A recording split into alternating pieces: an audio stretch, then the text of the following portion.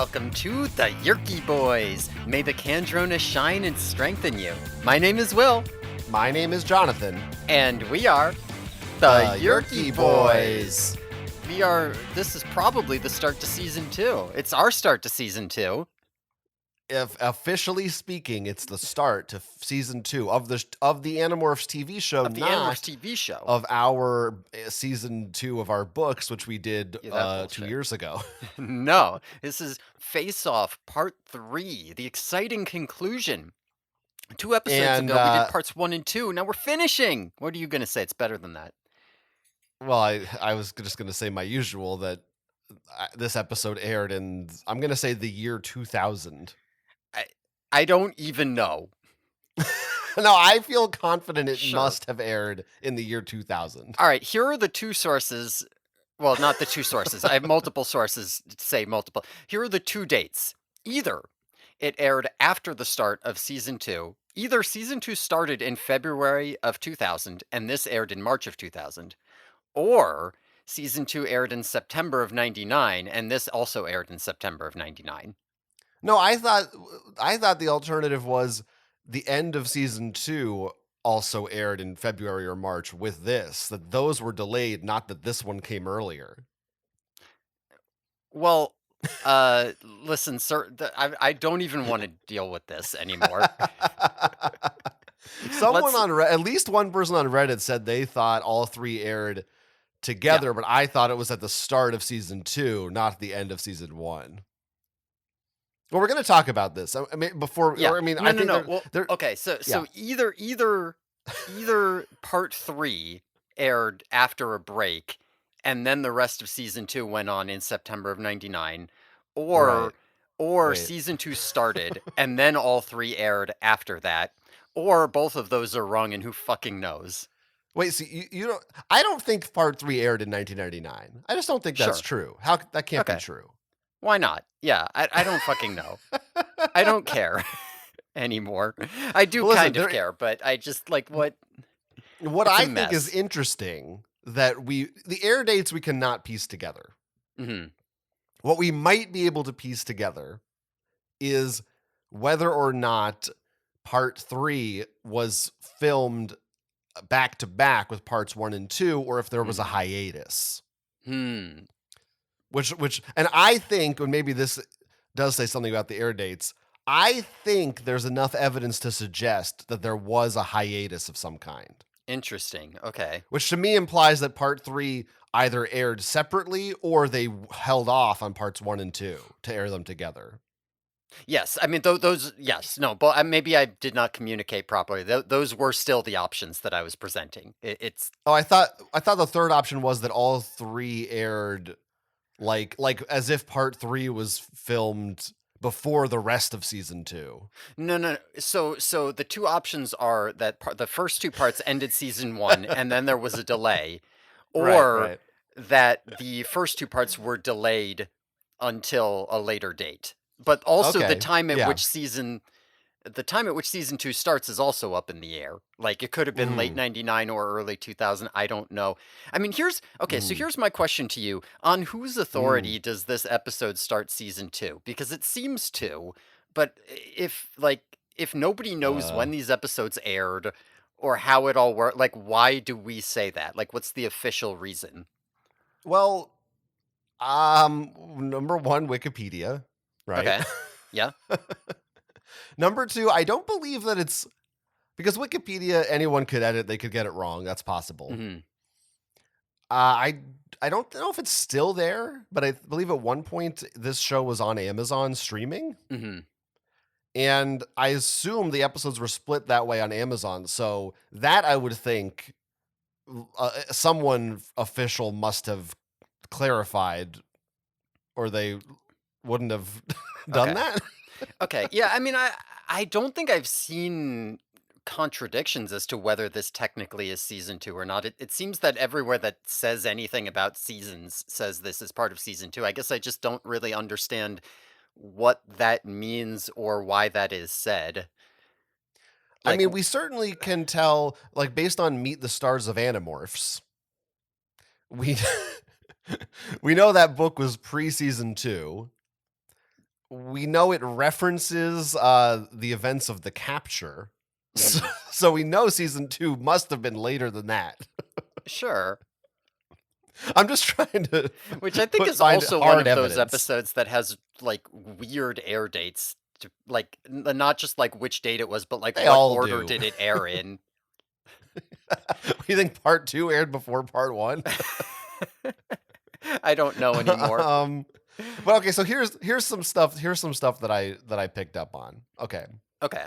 First of all, this episode has this part that we're discussing today has a different writer and director than the first two parts. So it Yes. seems to me that if they all had been like done together at the same time, they would have probably had consistent directors and writers, I would think. Yes. That makes sense. I did notice that. Although it's not like impossible to imagine that they would have said, "Oh, it's more efficient if these guys work on parts 1 and 2 and someone else does part 3 at the same time." I mean, that could happen. It could, yeah. Just to contradict myself Yeah. I mean, completely. it's not conclusive evidence, but I think it is evidence. Sure, sure. It's evidence. Yeah. It's in the court of record. The court the court records. We're the court. Um I mean, should we talk about them? Because I think what here's something that's I think is interesting and maybe does speak to this. It's more evidence. Mhm. Thank you for the. I want to make sure you're listening. This episode is credited as being written by Rhonda Jane Olson, right? You have that too. I have that, yes. Now, Rhonda Jane Olson, prior to this, listeners love this, by the way. This is what they're tuning in for. This is important, yeah. I can't actually remember, and I don't feel like looking through them all now, if she had any other previous writing credits, but she was the story editor Okay. for all of season 1. Okay, because she S- has no writing credits anywhere else. Okay, Okay. but story editor, okay. But she, in some capacity, was an editor for every single episode of Animorphs until this one. This is her last one. Mm. Which that makes it seem clearly there's a divide. It seemed for whatever reason she left during season 2, which makes it seem like, oh, that makes sense. There is some kind of break from season 1 to 2. Mhm. And maybe she was just there as the, well, this is a part 3, so I'm gonna like carry over into this to make sure they remember. Or maybe she just had a credit because she broke the overall story for all 3 episodes. I mean, she is actually the writer on this one. I Yeah, I don't know. mean, What does this mean? you you would think that you would think that even if there's a season break, there wouldn't be like a fully clean break in the writing. Like you don't set up a three-parter, write two parts of it, and then say, "Okay, time to bring in the crew for the new season. Oh, by the way, you have to finish this story. We didn't do that. I don't know how it ends yet." Right? Like there must be something. It kind of makes sense to me that they would have her finish this one up if she's the, presumably she knows where it's supposed to be going or something. Yeah, there had to be an outline of some kind. Yeah, I don't Probably. know. I mean, they didn't Maybe. have to. Yeah, I don't know. But that also makes it seem more like, oh, maybe they did do all 3 episodes together. If like just because she just split right after this one. I don't know. It is very confusing, but certainly there was certainly a divide right around this time in episodes. Whether season 2 officially started after this episode or during this episode, but it's right around here for sure. And I do think as we watch the episode, there's not much, but there's like one or two things that I thought made me think, oh, they filmed this at a different time, Hmm. Okay, okay. which we can get to as we go. Who directed this one? Don McCutcheon directed this one. Now Right, right. he also did what, The Stranger and the Alien. Yeah. Were those I can't even remember. Were they good? I don't remember what those even happened. Uh, It was the Elemist and the an Axe introduction? Or not uh, introduction, but yeah, yes, yeah. Axe Phone Home and The Elemist. okay, which I so they're Yeah. fine. Yeah, they had They're not the issues, but worst. they're not Not the the best, not worst the of them. worst. Yeah, yeah, pretty much. Um, Now, actually, we kinda launched right into, Yeah, like, yeah. we went straight into we didn't talk about if we have any show business before this episode Right. starts Well, here. we don't. That's why. Okay, well, I actually had a little bit of show business, Oh, before we started, okay. which is I would like to personally issue an apology on behalf of Oh the boy. Canada understanders out there. Huh. Um, Now, Uh-huh. last episode, I think we got some. Yes, it was Lane, correct? Sent us an email about not understanding About Canada Homer? and thinking that everything is small there. Oh, I made some right. kind of statement about how Toronto doesn't feel like a real city because, like, you have to be big because I live too close to big cities. Well, it turns out Toronto is really big. It's like fucking huge. Mm, It's bigger than Philly. It's bigger than Chicago. Uh, mm. and Yeah, I just didn't understand it because I was like, Canada has so few people in it. I assume maybe there's some kind of reasonable distribution between populated areas and cities, but no, there's not. Everybody just lives in one of 5 cities, and that's it. The rest of it's fucking empty. So, I apologize to the Canada understanders out there for not understanding Canada. You're welcome. Not Canadians, but the people who understand them is who you're apologizing to. Yeah. What are Canadian I like? mean, there are a lot We of don't. Canadian listeners because we Are are there? covering one of yeah, I Hmm. mean, this is like the Animorphs TV show for Canadians is like The Simpsons for us. You know, this is like a big cultural icon. It's one of their only it's something they're proud of because it's their own, you know? Well, I'll tell you this: if you are a Canadian but you don't understand Canada, then I don't apologize to you. Mm, mhm. Yeah. But is you're talking about it's big in terms of its area, not like or Population, is it yes, population? yeah, What about like population. density though? Like is it as dense as, I a don't know if it's city, as a dense. real I do city, listen. Here's the number: seven and an a half actual city? percent of Canada's population lives in Toronto. Hmm. That's ridiculous. That's absurd. What percent of the US lives in like say New York? Do we know Like do we have that info it's offhand? it's like 3.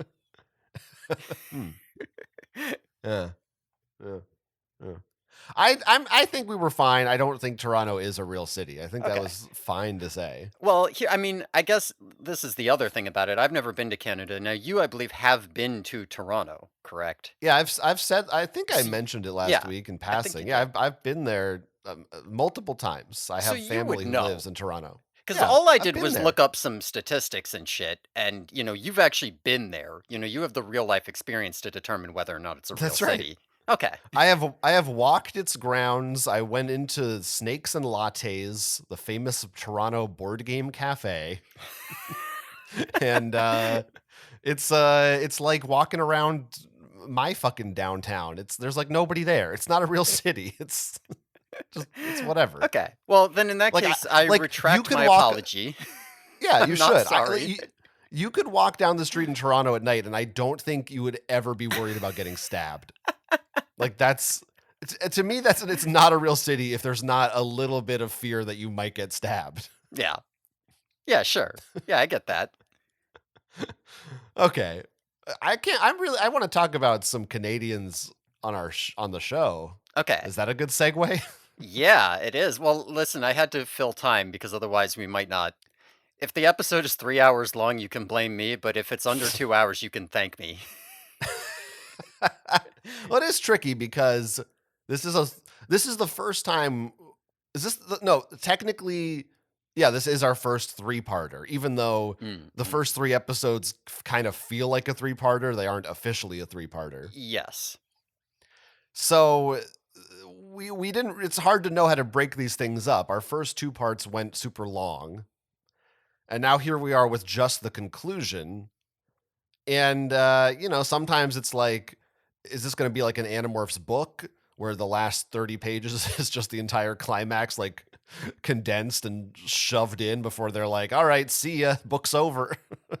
Yeah, and you don't know Or, ahead of time either, because in the show, I do feel like the second halves do go faster, usually. of Yes. the two-parters, but, if this is gonna start a new season, then, who knows, maybe Mhm. it's not a typical ending, so we just don't know until we do it.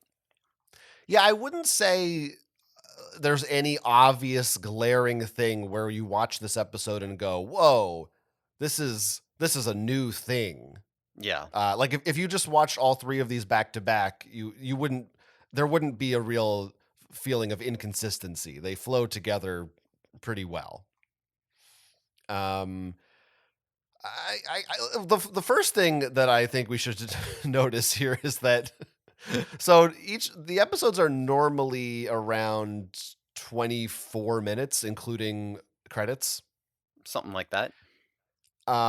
This episode is the same. However, the previously on segment, which I actually think is more evidence that there must have been a hiatus, Mhm. because this previously on, recapping the first two parts, is 2 minutes and 48 seconds long. Yeah, it's very long. That is the length of a full length pop song. That is longer than I don't think I've ever seen a TV show recap longer than 90 seconds. And even that is like, wow, they're really setting us up for something. 2 minutes and 48, all 3 minutes for just two episodes. I Mhm. think there's two explanations. Either they were just worried kids wouldn't remember, and they're like, it's been so long, we have to recap these. Or they really just needed to fill time. They were like, "Oh my god, our episode's only 20 minutes long. What do we do? We better just basically replay half of what happened before." Yeah, it does feel like they at the very least expected there to be a long hiatus, right? Because otherwise, like, how much of this episode? Like, I don't know how long the opening and endings are here, but like some huge percent, it's got to be at least a fifth of this episode is just nothing, or by I mean, runtime, right? yeah, right after the previously on, they go right to the intro. The episode does not actually start until 3 minutes and 37 seconds. Hmm. And there's the credits are at least 30 seconds. So I would say the episode itself is about 20 minutes long, which is at least 2 or 3 minutes shorter than the average one of these episodes. And I think as we get to the end, we will also see that it feels like they ran out of plot pretty quick. Yeah, I mean, we'll talk about the ending of this episode when we get there, all right. Um, our listeners have also had a little bit of a break. I could give Mm. a short bullet point summary if we want Well, I to could here. play I could play the previously on clip, but I'm not going to play the To whole thing. to fill 2 minutes and 48 seconds of our time.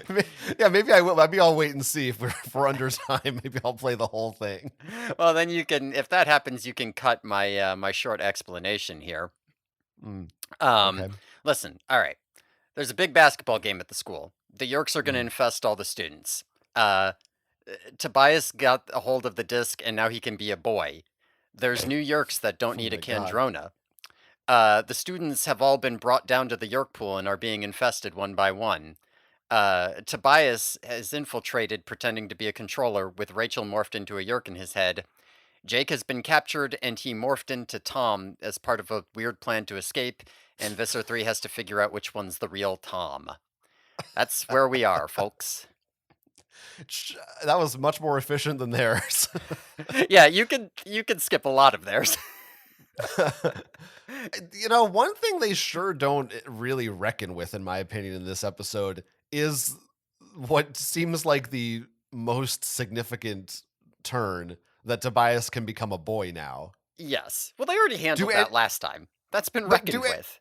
other than Rachel, do any of the other Animorphs even like remark upon it? I guess Marco did too when he looked over and was like, "Whoa, it's Tobias," but nobody is Yeah. like, "Holy shit, like what happened? Where's the disc? What did it do? How does it Yeah. work?" Like right off the Nobody bat talks about here, it. I was just looking over these bullet points and thinking, almost none of these things like matter in some sense. Like they matter in the sense that like that's where the plot is and it's got to get wrapped up, but like okay, sure. So there was the whole thing with the disc with Tom and Chapman, where Chapman's like trying to betray him, and he's got his own little arc thing. That doesn't matter. Chapman basically doesn't exist in this episode. Fuck that. Who cares? There's New Yorks that need a Kandrona. What's that about? Well, they gotta blow him up or whatever. It doesn't. I'll just say, like right off the bat, it doesn't really feel like that's building toward anything. It just feels like okay, and then those get beaten. That doesn't really matter that they don't have a Kandrona, that Yeah. they don't need a Kandrona. Uh, Jake morphs Tom, and that's gonna be a thing. But like, does he do anything as Tom other than shenanigans? Does it matter that he has a Tom morph? Does he do anything as Tom with the No, it doesn't. What about like you said, the disc with Tobias and he's a boy? Does anybody care? Are we gonna question why it worked on him? I don't know. We just gotta wrap up that plot.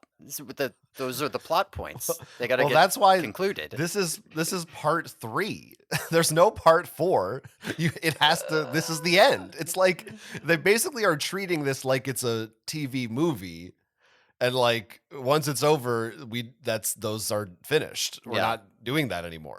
Yeah, It's done. maybe this is maybe I'm skipping right to end episode content, but like I was wondering, oh, how many of these new things are going to become like super important going forward? Are they going to change things up in season 2? By the end of this episode, I don't have that impression. It feels like those are some things that were the arc of that's the plot of this episode. And I mean, no Kandroni Yerks. I don't know that they'll ever come back. Will anyone ever like even question why Tobias has his boy morph powers? Will a disc come up again? Like the fact that it could give Rachel the power to morph into a Yerk. Will that matter? I don't know. They basically don't even mention it. Like who cares? They spent Anyway. a whole season talking about this disc, and now it's like, okay, we did it. Throw it in the trash. Next. Maybe it will. Maybe it will. I don't know. Well, I just I don't get that impression here. I think that we're gonna have to wait and see Mhm. for the next episode, because while I agree it doesn't seem like these plot points are gonna be that important, there still is the chance that season 2 of what little there is of it Mhm. has some big differences and changes. But I think because this is still just kind of a holdover in a way from season 1, we might not see that stuff yet. We Yeah. might not ever see it, but there might be. I'm curious to see the first like real wholly new episode next week. I'm actually Yeah. way more excited. I don't really want to talk about this episode. I wish we were talking about next week's. I didn't watch it yet, but I'm more excited about that one. Yeah, fair enough. I mean, maybe my expectations were coming somewhat from not realizing how weird and fucked up the scheduling for this was, because I was kind of expecting like, oh, if you do a three-parter and you split it up so that the third part starts season 2, then like it probably isn't a traditional three-parter that just ends that story. Like the ending of it probably sets a new status quo or something. Which wouldn't have been the case if it was just three parts ending season 1. And maybe I just didn't wrap my head around the fact that nobody kind of knew when anything was supposed to air. Yeah, who knows? Nobody knew. Yeah. One other thing, I was curious. This was their opportunity to maybe alter the theme song. Mm. I don't. At first when I watched it, part of me thought, "Oh, did they maybe change up the dialogue slightly?" But I don't think they did. I think I just was imagining that. I don't know if Mm. you. I didn't really compare. But they certainly did not add Paolo Costanzo, who plays No. Axe, to the credits. No, So they did not. I mean, they changed the theme song most of the way through season 1, or at mhm. least halfway. So they certainly could do that for episode 2, the first true Yeah. episode of season 2 coming up. That's But right. The first and third to last. Okay, oh should we actually man. talk about the actual episode? Yeah, I think we've basically said everything there is to say. Pretty much, I think we're done. All right, so we open up with all the new Kandrona free Yerk babies in their brood chamber. Mhm. Um, there's some like controller chick who's like hamming it up, like, "Oh yes, my babies, you will be Ready Soon, who I was like, "Oh, cool, a new controller," and then she doesn't matter. I don't really know why we open on her. It is a Uh, bit strange. She mhm. is literally cradling them like she's a nurse for a human baby, like holding them in her arms like a baby. I Just like makes it me when really wonder, controllers like, get to be hammy and stuff. I just wish yeah, that they sure. I got to see the same controllers be hammy. But like what is that? Like is that Yeah. a Yerks? Do they have like a motherly instinct for these? Are these Yerks like babies, or like when does a Yerk become mature? I just don't have a lot of questions about it. Obviously, it's different in this show than it probably is in the books. Yeah, they I don't grow them know. in sacks here. We still don't know. Yeah, like we also don't know really. Is this how all Yerks are born, or this is like a science experiment? I don't really know what the No deal is. idea. Yeah, I don't Yeah. know. The sacks look kinda gross. They look really gross. When they like the first shot going through, they're just hanging down like I mean, they kinda just look like big floppy dicks, alright? I'm just gonna say it. They look like big floppy dicks and weird condoms, kind of. Yeah, it doesn't help that they call them sacks. I'm They talking do about sacks, I'm seeing these weird condom things, they're goopy, I don't yeah, I mean, you're right. I don't like them. Tobias or Marco, I don't know which one says, "There goes another one of those sacks." Oh, yeah. That's not a Um, word you wanna hear. eh from here, we see again, so all the students, they've been brought down into the York pool because there's a tornado warning, ostensibly, and this Mhm. is a tornado shelter. Yeah, And yeah. again, there's just an open pool. This lady is just openly carrying this sack of gross Yorks around. Everybody's waiting in line. There's like some background dialogue with some of the kids being like, "This is weird. I don't know what's up with this." And once again, I'm back to my complaint last time of yes, why, what the fuck, why? They're just good kids. They do what they're told. They're I don't not know what's rebels up with like you. this. It's all this looks perfectly normal to me. I wouldn't raise any objections to this. It's like a little field trip. Yeah, I don't know. How do you feel about these walls? Like the rock walls, Yeah, I feel like maybe we got this good of a look at them before, but I just noticed them more here. they seem fine. I should say unremarkable since I didn't have Okay. any thoughts about them. I don't know if I like them or not. Like Okay. I kind of like their like weird slimy completely fake rock aesthetic, but they're also a little goofy. I don't know. I don't Hmm. know. I Look, can't help but look at them. They don't look like a tornado shelter. I that's don't what does a know. tornado shelter look like? These kids It don't doesn't know. look like a They're in fucking Canada. cavern. It might. The school was built on a cavern and they used it as the tornado shelter. Listen, it's a makeshift tornado shelter. Wasn't its intended purpose. They have to use it for that because the tornado's coming. Canada understanders, please tell us about tornadoes in Canada and what the standard shelter tech is like. I was looking at these kids in this line over here and thinking, boy, looks like a Nirvana music video. Hmm. There's like a girl in a yellow like a cheerleader outfit. Yeah, There's like a sure. guy in a basketball. There's like they're like wearing '90s clothes. I was saying, what is this? What is this? Smells like Teen Spirit. Right. Yeah, sure. Right. What is this like? What is this like? Uh, Here we are now. Put Yerks in us. I feel like that's what they were saying. I feel like you could do a lot Should better I have than done that. that? Oh, come on, that was good. I'm not um, impressed. Let me tell you what there's things at least a couple of things I liked in this episode. Yeah, yeah. One of them is right here. Mhm. I actually thought it was.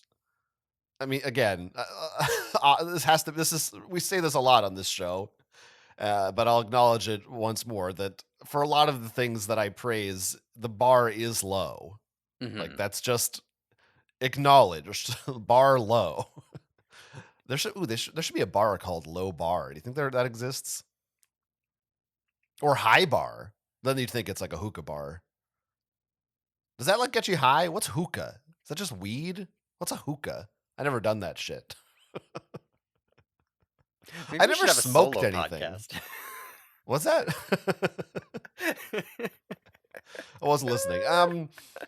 What's happened here? So Marco and Tobias are standing around looking extremely suspicious, but I guess for some reason the controllers are like, I guess they're controllers too. They're not in the line, so they must be Yeah, cool, right up ignoring in them. right up until that's not the case anymore, and they have Right. to. It's fine. Don't worry Well, about it. they're busy. Yeah, They didn't notice them yet. it's fine. And of course Rachel is a yerk currently in Tobias's head. Hmm. And Marco cracks some jokes about that, and Rachel gets mad at him. And I gotta say, it is the most aggression I have ever heard from Rachel on this show. And I thought it was again low bar, but I was like, oh shit, there's a spark of life there of Rachel yelling at Marco for a dumb joke that actually seemed like it sort of resembles the character from the books. Yeah, there were a couple things going on with this. Not maybe not quite yet, but going on with regards to Rachel sort of controlling Tobias's body for him and being like, "I know, let's go fuck shit up," and Tobias having to be like, "No, Mhm. Rachel, stop." That was in line with Rachel's character from the books. I don't know that the whole of the episode follows through on that, but it was a moment of that. Yeah, yeah, and then it's almost like a soft, Hmm. I don't know, retconning is too strong a word, but redirecting maybe of the character. Um Yeah, I guess we're not quite there yet, but who cares? We don't Yeah, I it don't doesn't need care. to all be. But yeah, so she like you said, she starts moving Tobias's body away. And I also did appreciate that because we did say in part 2, it was kind of dumb that Rachel's a yerk in his head, but they didn't really play around with any of that stuff. So at Hmm. least they did do that for one bit Yeah. here. Yeah, I don't know if it was sold particularly well, but as you said, the bar is low, so Yeah, Tobias does like this really weird zombie walk to show that he's being controlled by a yerk. It's a little over the top, but you know. Okay, now here's so then we go back to the two Toms, the big cliffhanger from last yes. episode.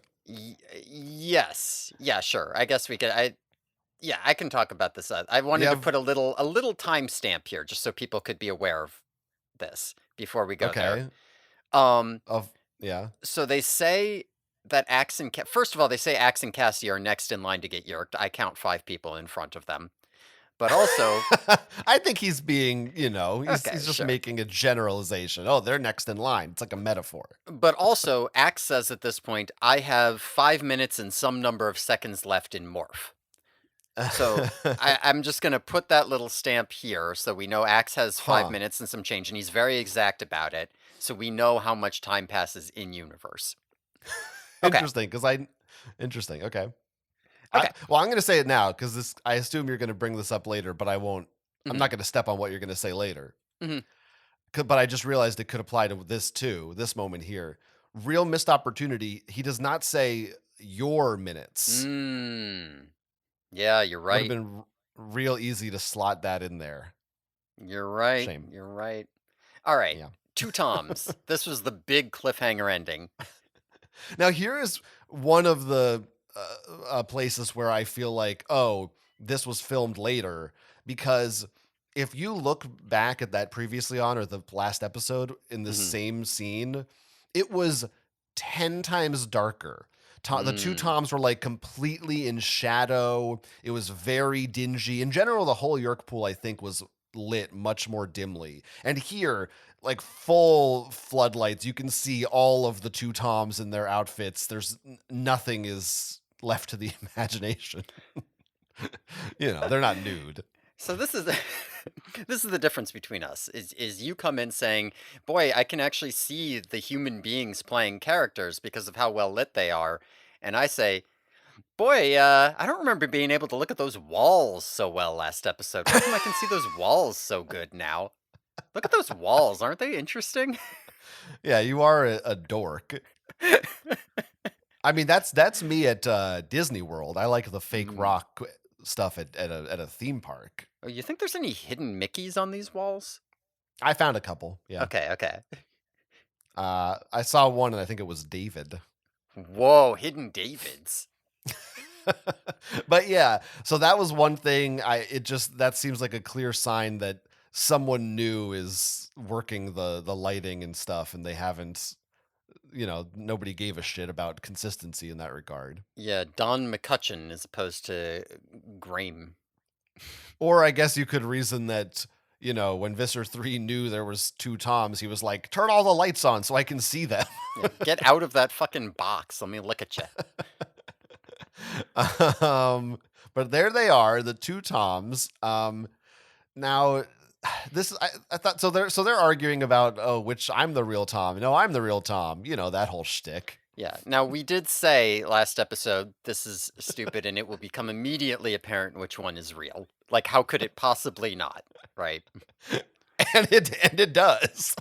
It sure It, should. it's Like, it it's sure, I mean, even it does, but like, it it well, okay. I mean, it's apparent to it's me. But I guess there are some. I guess there does turn out to be some confusion, but like in the short term, it's like, oh, go get a scanner, and then the one guy like just says something, and he's like, oh, that one's not real. Like it's so fast. I don't know if they're. I mean, yeah, I don't know. yeah, Maybe it becomes a little muddled, but so this was, I mean, this was my problem, is that like right off the bat, the guy who's obviously real Tom, obvious real Tom, is about to say some stuff about the Yerk home planet. So Jake cuts him off and says, "Go get a scanner, then you'll know which one of us is real." Uh, mm, it's got to be Jake who says that. Now, of course, I don't know what Jake's game plan is here because the scanner's gonna say he's not like. What's he gonna like? What are you doing? I guess he's cutting Tom off with whatever he can think of.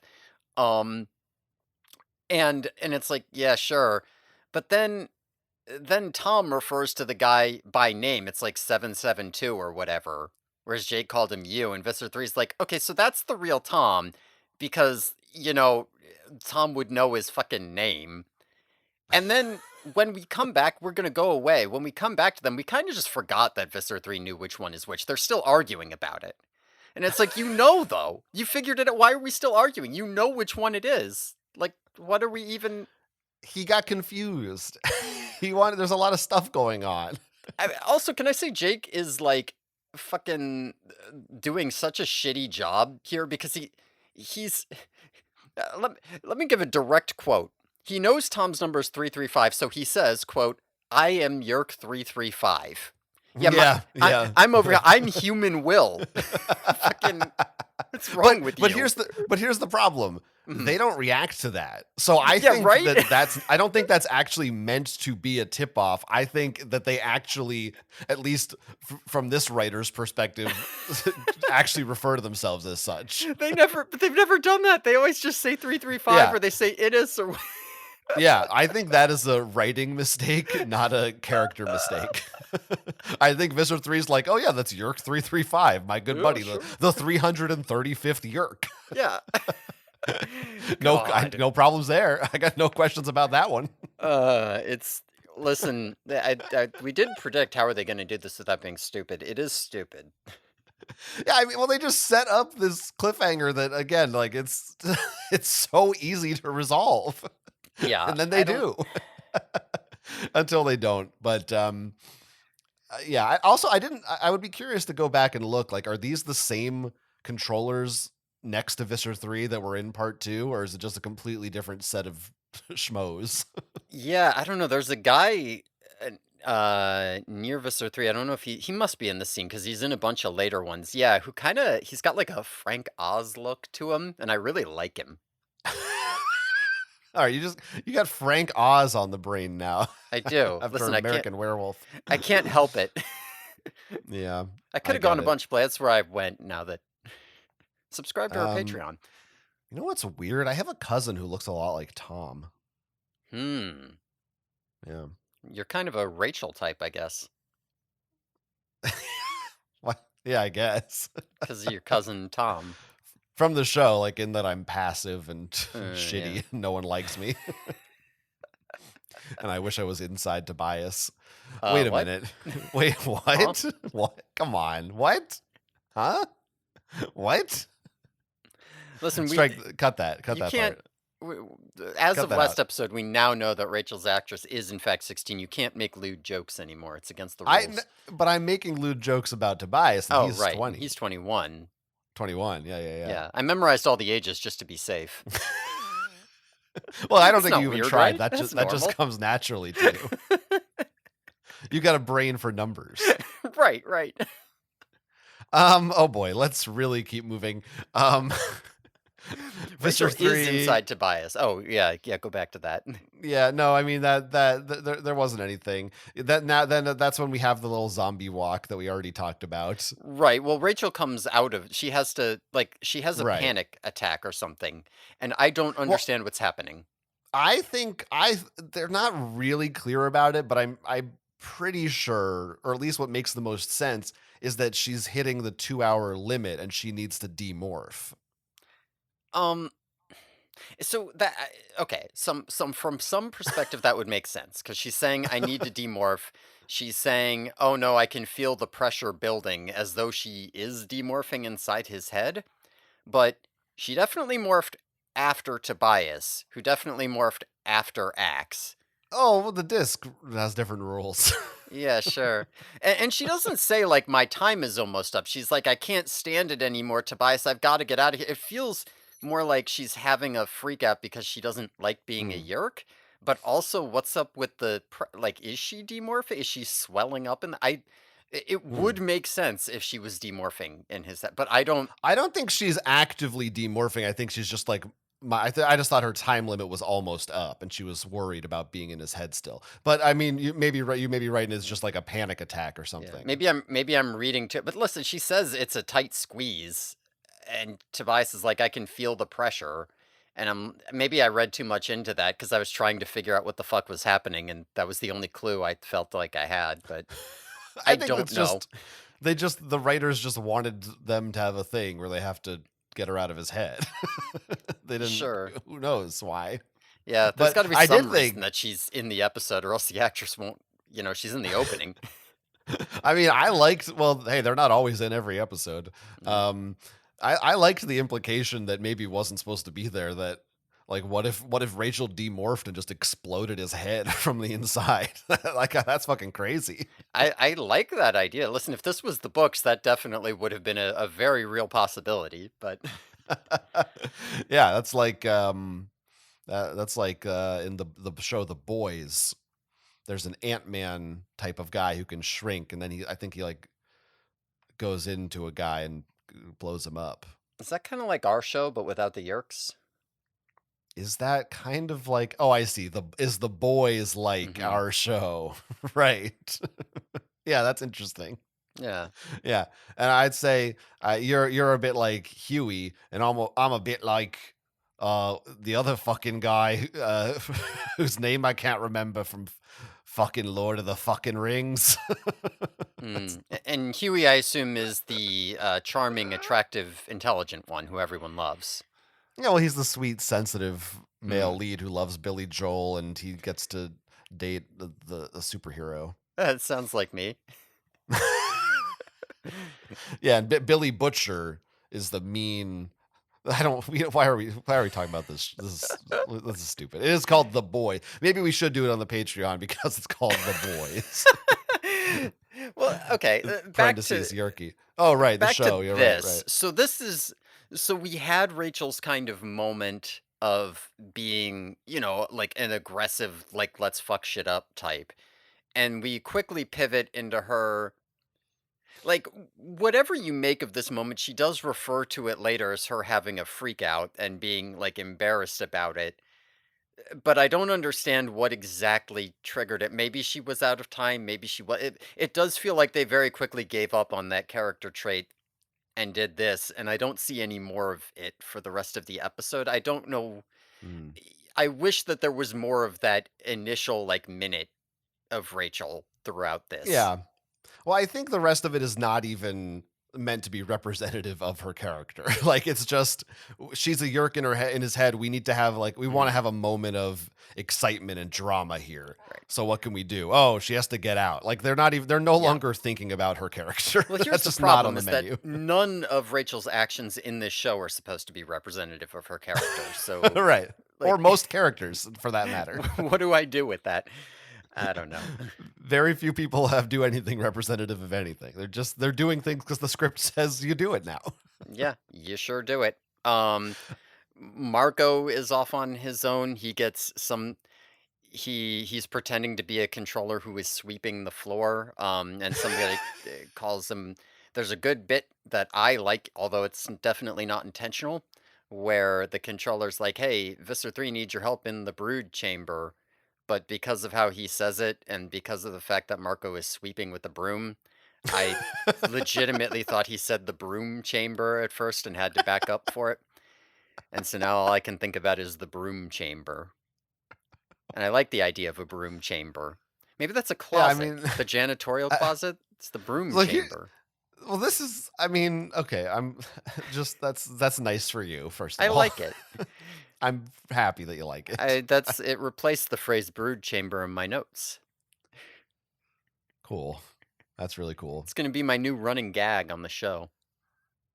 Okay, I'm definitely not reaching for things to talk about to fill time, right? let's Like let I've got me. important things to say.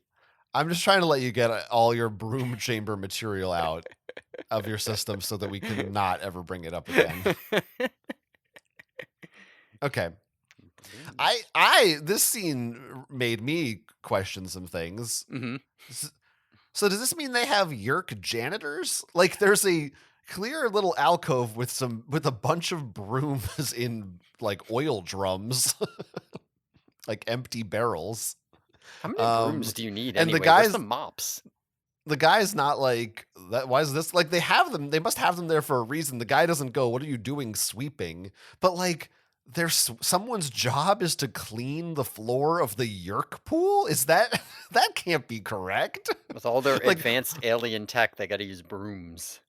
but who's concerned? Visser 3's like, I want it neat and tidy. I want to be able to eat off this floor where we're constantly trailing slime and Hork-Vajirs are fucking scratching things up and probably Well, like what are he you doing? does. He wants to eat that he wants to slice someone open and eat their guts off that nice clean floor.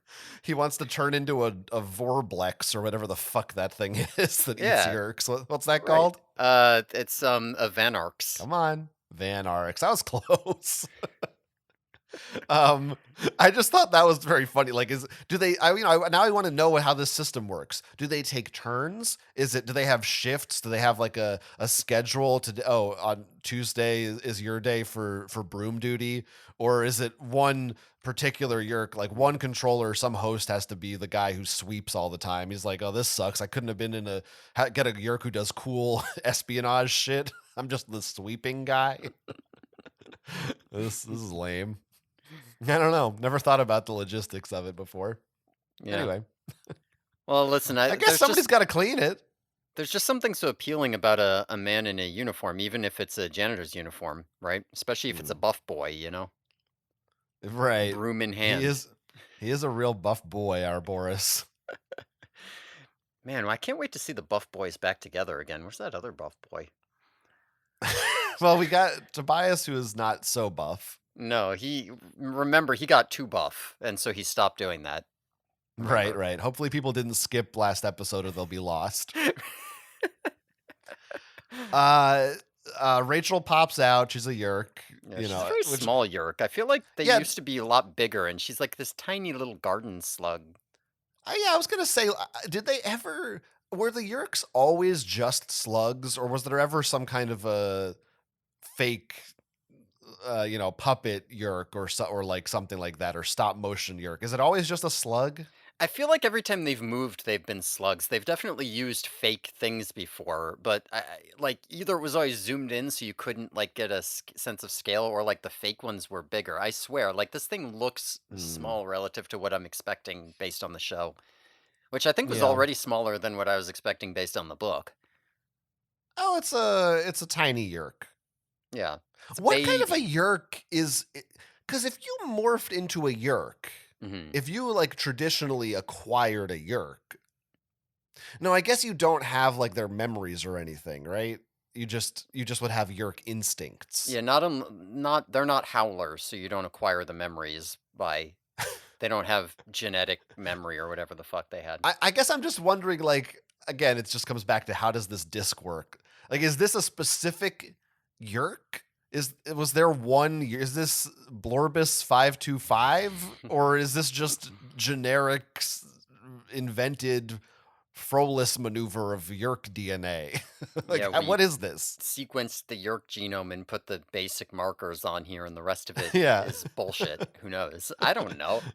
Yeah. I don't know. I don't know. The disc, Um, well, fortunately, they're gonna explain the disc to us in full, and we'll know everything about how it works. well, next episode is called The Disc, so I Right, think that will yes. clear everything up. People would believe that. Yeah, sure, why not? You gotta be careful what you say here. Well, they'll know what's real at the end of the episode, won't You they? gotta listen to the end. That's how we get them hooked. Now, Marco starts hiding in one of the worst hiding places ever. Just this has happened before. This is just like when they were spying on Visser 1. They're always just a little bit behind a table with their head just Yeah, poking right on top of it. they sure do like just having them kind of peep their heads out from behind a box or a thing. These are full grown, like 6 foot tall children. Like there's no universe in which someone wouldn't see them. There's no shadows. Once again, everything's brightly lit now.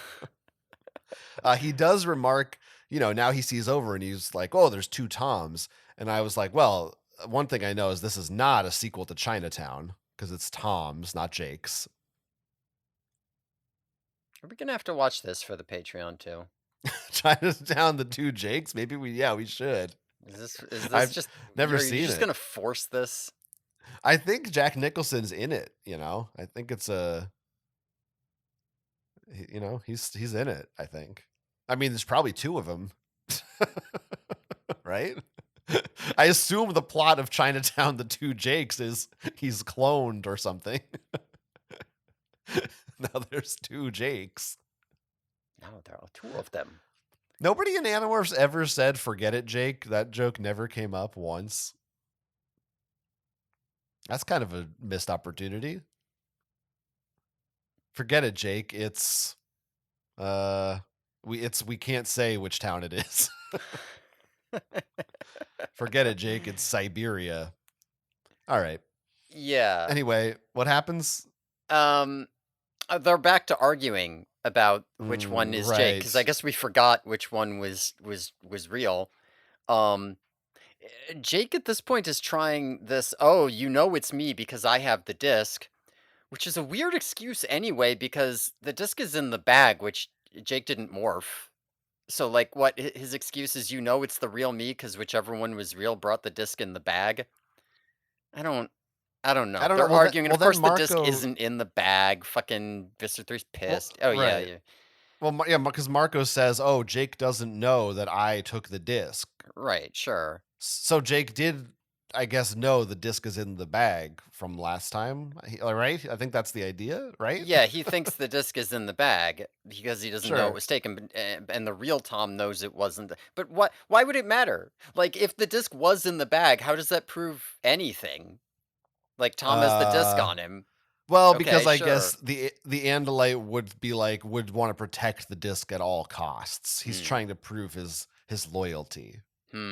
Okay. I mean, this is Yeah. also listen, Marco here is also like, "Oh, so that one must be Jake because, Mhm. Jake wouldn't know." And then that just doesn't matter that Marco then, like, has to leave and loses track of which one's which, and it doesn't matter. I don't really understand any of like, it feels like Well, it's just there to fill it's. time. I mean, you're not entirely wrong, I but guess here's the problem I'm having. We're nine mhm. and a half minutes into the episode, which is I mean, at this point in the podcast, that's pretty crazy, right? We're 9.5 minutes into the episode, and as far as this Jake and two Toms thing is going on, it's progressed, which was the cliffhanger. It's progressed to the point where they're still just kind of standing here arguing about which one was Tom, Well, which was remember. To be fair, you can subtract 3 minutes from that timestamp because there's a 3-minute intro.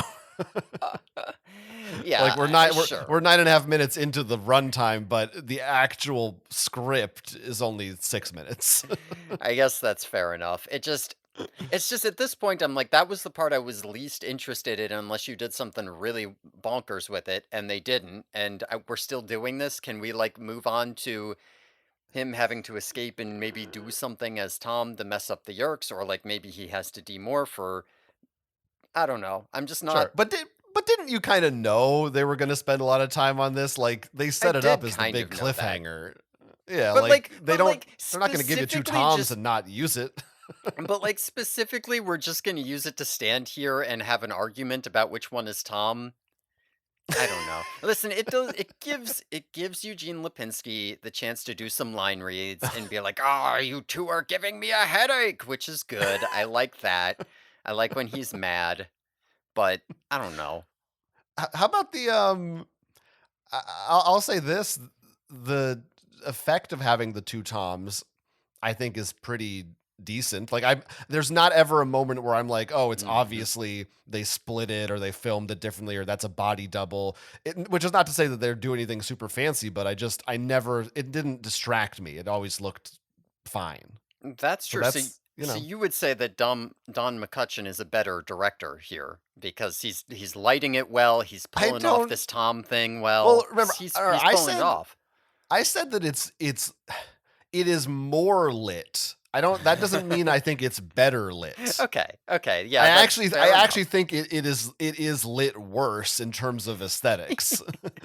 I mean, you're not wrong. I think episodes 1 and 2 looked better. You're not um wrong. It doesn't look great here either.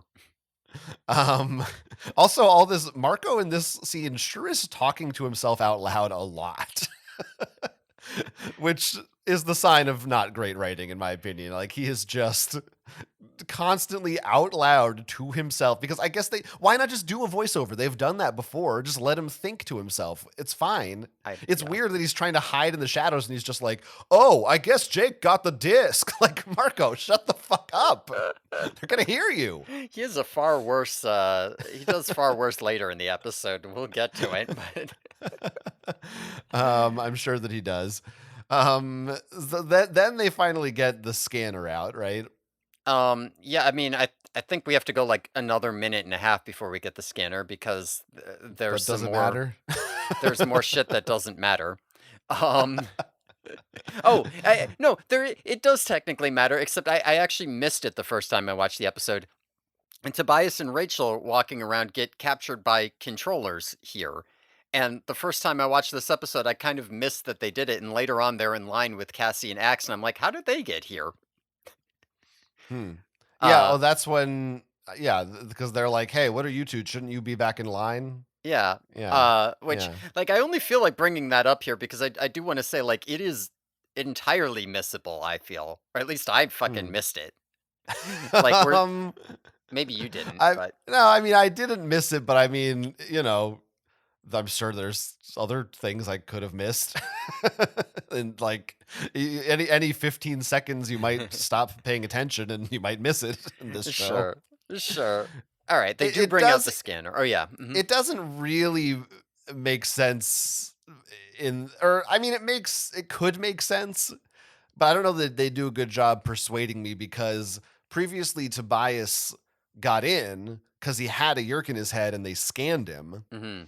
So you'd think like maybe somebody could know, oh, I scanned that guy. He's a yerk, like he's a controller. He's with us, and Tobias could be like, yeah, and this girl's with us too, or something. But they just somehow come up and immediately know now. Oh, they're not yerks. Yeah. Like I they don't. don't scan them or anything, Yeah. I don't know. They can't tell and they which don't. Tom has a York.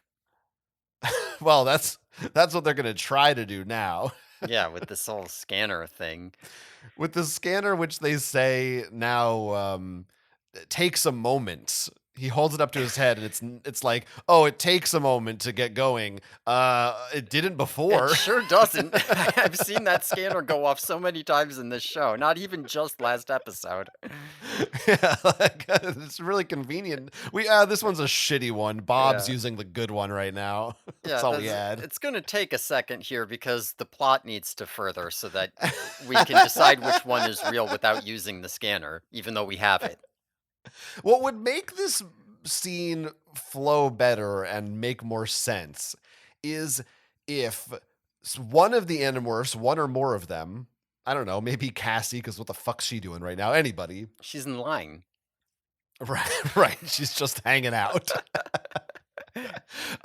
Was in morph somewhere and communicating to Jake with thought speak. I don't know, could be fucking Marco. Why the fuck isn't Mhm. he morphed? And then he could be like, I'm coming up with a plan. You've got to buy some more time. And then we go, okay, this is why Jake is saying all this dumb shit. It's because he's just trying to buy time for them to cause a distraction. And then there would be some tension in that, and we'd have some back and forth. But instead, it's just like stuff is happening because we need the plot to move, except it doesn't. So there's just kids talking. It's Yeah, just a bunch of now that doesn't add up to anything. yeah, that is a lot of my problem with what Jake's doing here. Also, is that like it's not just that they don't that they shouldn't be believing him because they basically already know which one it is. It's that like every time Jake does one of these plans, I'm just like, what's your end game? Like you told them to bring out the scanner. They're gonna bring it out.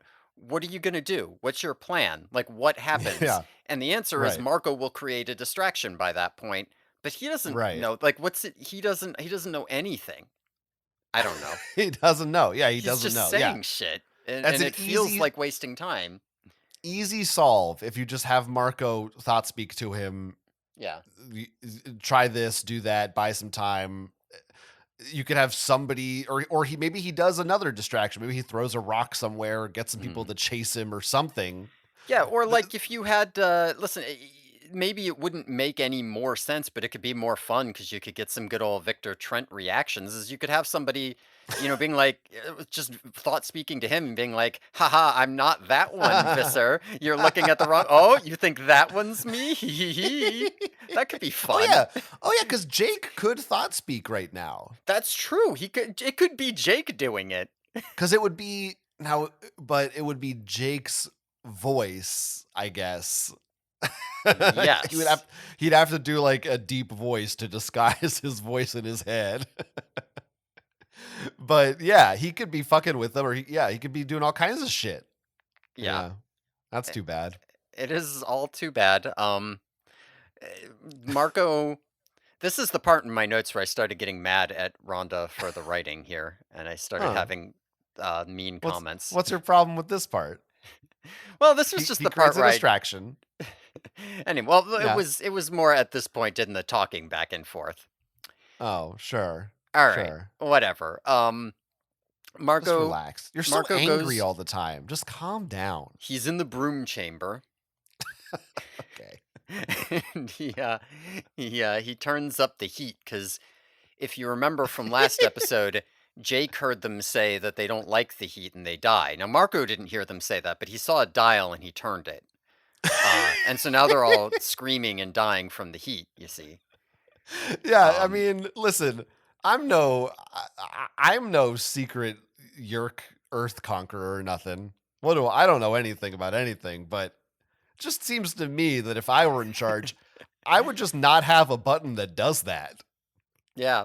That, Yeah, you maybe the know? dial just doesn't go up that high.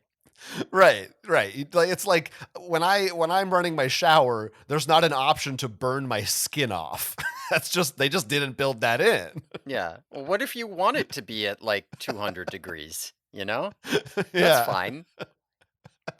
What if you wanted to output boiling steam instead of water? You I mean, might. maybe this room was for something else before they installed and implemented the broom chamber. Maybe this was the murder room. They put Yerks in here and turned up the Yeah. heat to kill them, but now it's now they got to keep it cool. They have a Yerk department of efficiency. Yeah. Yoj. Yerk, yeah, it doesn't really make sense, but yeah, it's the Yeah. Yoj. And Doy. somebody sorry, somebody was like, "Hey, I figured something out. We could make better use of this murder chamber if we doubled it as a birthing chamber. As long as we don't ever turn the heat up to the killing point." Perfect. That must be what happened. It must be what happened. The Yerk starts screaming. Jake takes the opportunity to run over and go, "Oh no! Oh no! The broom chamber, it's in meltdown mode." To Yeah. which Victor Trent says, "What does that mean?" Um, He uh, he he does? d yeah, he He doesn't says know what that? that means. So Jake has to explain it means they're all going to die because 'cause they'll overheat, Well, it's because and, he calls it the broom chamber, and then he has to mm, explain to that's why he Visser has to 3. explain it. I Yeah, do he's like the like, triple "There's this no. thing earlier." Yeah. Yeah, What there's do you this like? thing earlier. What do you Because like? he goes like, "No! No! No!" Oh, Lord. I love it. Yeah. It's good.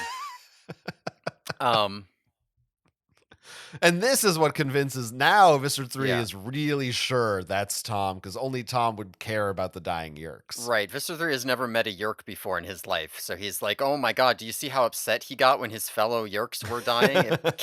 It must be a Yerk. No need to Like, scan. We Yerks have the scanner here, don't worry about it." Yerks aren't good actors, except that that's literally what they do 24/7.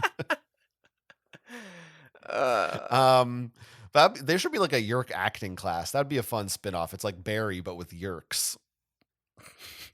you've got a lot of Because good ideas, I if think. you think about it, the Yerks they have to be good at improv Right. because their entire persona depends on acting and reacting and convincing people they're not who they are. Mhm.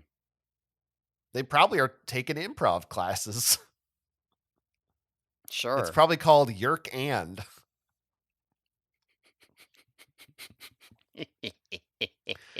I like that Um one. That was really okay, good. good. See, it was worth it. It was all worth it.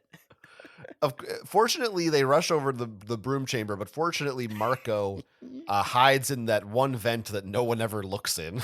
Right, they always have a No, vent that nobody looks in that's human-sized for some reason. no, yeah, no one ever looks in there. Like, why Yeah, would no one would hide there? it's fine. This scene is also really gross. Yes, the Yorks are, like, dripping out of their bags like shit. It looks disgusting, it's horrible. It is bad, man. It's not good. I don't like it. um, it's pretty gross. Visser 3 is mad. He's kind of swinging his arms like a gorilla. Now, I'm confused about we cut back to the line for the Yerk pool. And now Axe and Cassie are at the front of the line, but Mhm. Rachel and Tobias are directly behind them. I'm like, Yes. wouldn't there have been other kids in the way? How did this line order happen exactly? It feels like it Yeah, should be not exactly this. couple of points here. So first off, this is where Axe now says he has 30 Okay. seconds left. So I believe he says 28. sure. Yeah, that could be right. I did not make exact notes of it. I probably should have. Mhm. I'm failing in my Yeah. duties. Or no, he Yeah. says 30 and then he says 28 as a Oh, follow-up. I That's right. see. That's right, as a joke. Well, it's not a I joke, get but it. Yeah, yeah, yeah. yeah, yeah. So we I mean, I get it. All of these things are happening simultaneously. So that it's not necessarily wrong. But at this point I am just sitting here like, boy, I feel like more time has passed in this episode than passed in this line, which I guess had to happen because they were fucking next in line. I don't know. I didn't even notice that I didn't even realize he set a time earlier in the episode, so I wasn't thinking about the actual time. Yeah, I mean, I But guess here's the thing. I hear there's only 5 minutes left till a crisis, and I'm like, what are we on Namek? And that's where we are. hmm, hmm, yeah, that's what you're that's what you're like. That's what I'm like. Uh, Here's another question about Tobias and Oh, Rachel being directly behind uh, Cassie and Axe. So the Yerks, right? The controllers, they hair down, caught. by the way. Yes, yes, yes, yes. Hasn't changed from last episode. Okay. Um, so, Yeah, go ahead. so they've got all the kids in line, right? Uh, then, while wandering around, they catch two non-Yerked kids wandering around the Yerkpool complex, like just not in the main area. They're in the back rooms, whatever, and they bring him to Mhm. the line. Tobias and Rachel are not the last kids in line. To me, I presume this means there were more kids who just started randomly wandering the Yorkpool complex. Like, they didn't keep them here in the main chamber. There were just a bunch of kids kind of wandering about looking at everything. Um, this is like the worst plan for infestation. Like, they have to get all these kids, right? What's going to happen if they don't infest all these kids? Are they're like, what? Why didn't they keep them in? What's happening? I hate this plan. I mean, you notice that there's not. Is there even anyone guarding the line? It just There looks like they're isn't. standing there by themselves. Right. Well, they have to go into this fucking medical tent thing here Yeah. for their yerking procedure because that's normal, right? That's what you do when you go to a tornado shelter, right? There's like a little tent with some plastic flaps. You go in there, some person in like a scrubs and a surgical mask shows up with a slug. They don't listen. In the sharing episode, right, Rachel is legitimately being checked out because she had a concussion or something, and they bring up the slug from behind her. Here, nobody's hurt. They're in a fucking tornado shelter, and they still walk into this crazy looking thing. When Axe walks in here to get yerked, the lady just kind of walks up holding a slug right in front of him. Don't worry about the slug. It's a normal part of your tornado warning medical exam. It's fine. No, it's fine. Don't worry about it. Nobody's worried about it. This isn't suspicious at all. This is the problem is you're just too much of a it's the Simpsons independent thought alarm. That's just not how most kids in America operate. They just do what they're Canada. told. North America. Fair enough. Listen, I just I get it. They're all NPCs. It doesn't matter. They're That's right. background characters, and so they have no personality or ability to act. Like it's sure, but it is obnoxious to me given that I can't help. Like, what am I focusing on that's taking my attention away from that and making me not care so much? Well, I'm focusing on that this episode lets Marco be the true hero. That's true. Marco's off being a hero while they get yerked. I like that. And I wrote that down. I said, Marco's a hero saving the day. And I just noticed my phone auto corrected and it thought I wanted to write Marconi. Like Uh, macaroni? no, like Marconi plays the mambo. Listen to the Mm. radio. Don't you Mm. remember? So you must not write Marco enough on your phone. But I'm sure I do. It's where I've been taking Little all my hearts around it. notes. Oh yeah, I mean I have all my fan fiction. Often I dictate that vocally, but Right. anyway, I do think Marco is funny in this episode, and he gets to do a thing here where he just like chucks a crate at a fuse box or something. What does he actually do? What is Yes, this? this also sucks. He's in like a control room. And he's like, "Okay, I got a plan." He picks up a box or something square, crate, sure. He throws it It's like at a milk something. crate. All of a sudden, alarms start going off and the entire Yerk pool starts caving in. We will find out they destroyed the Yerk pool, the Candrona, whatever. It's like, fuck, they destroyed it. They won. They fucking Hell yeah, collapsed the whole Marco. goddamn thing. He threw a Fucking crate at a nailed it. thing. Hell yeah, What is buddy. this thing he threw a crate at? It doesn't matter. You know what matters is that before he throws it, he says, "Don't try this at home, kids." That's funny. That's all I cared about. I was just chuckling. I was like, Marco's funny. Uh, This is good.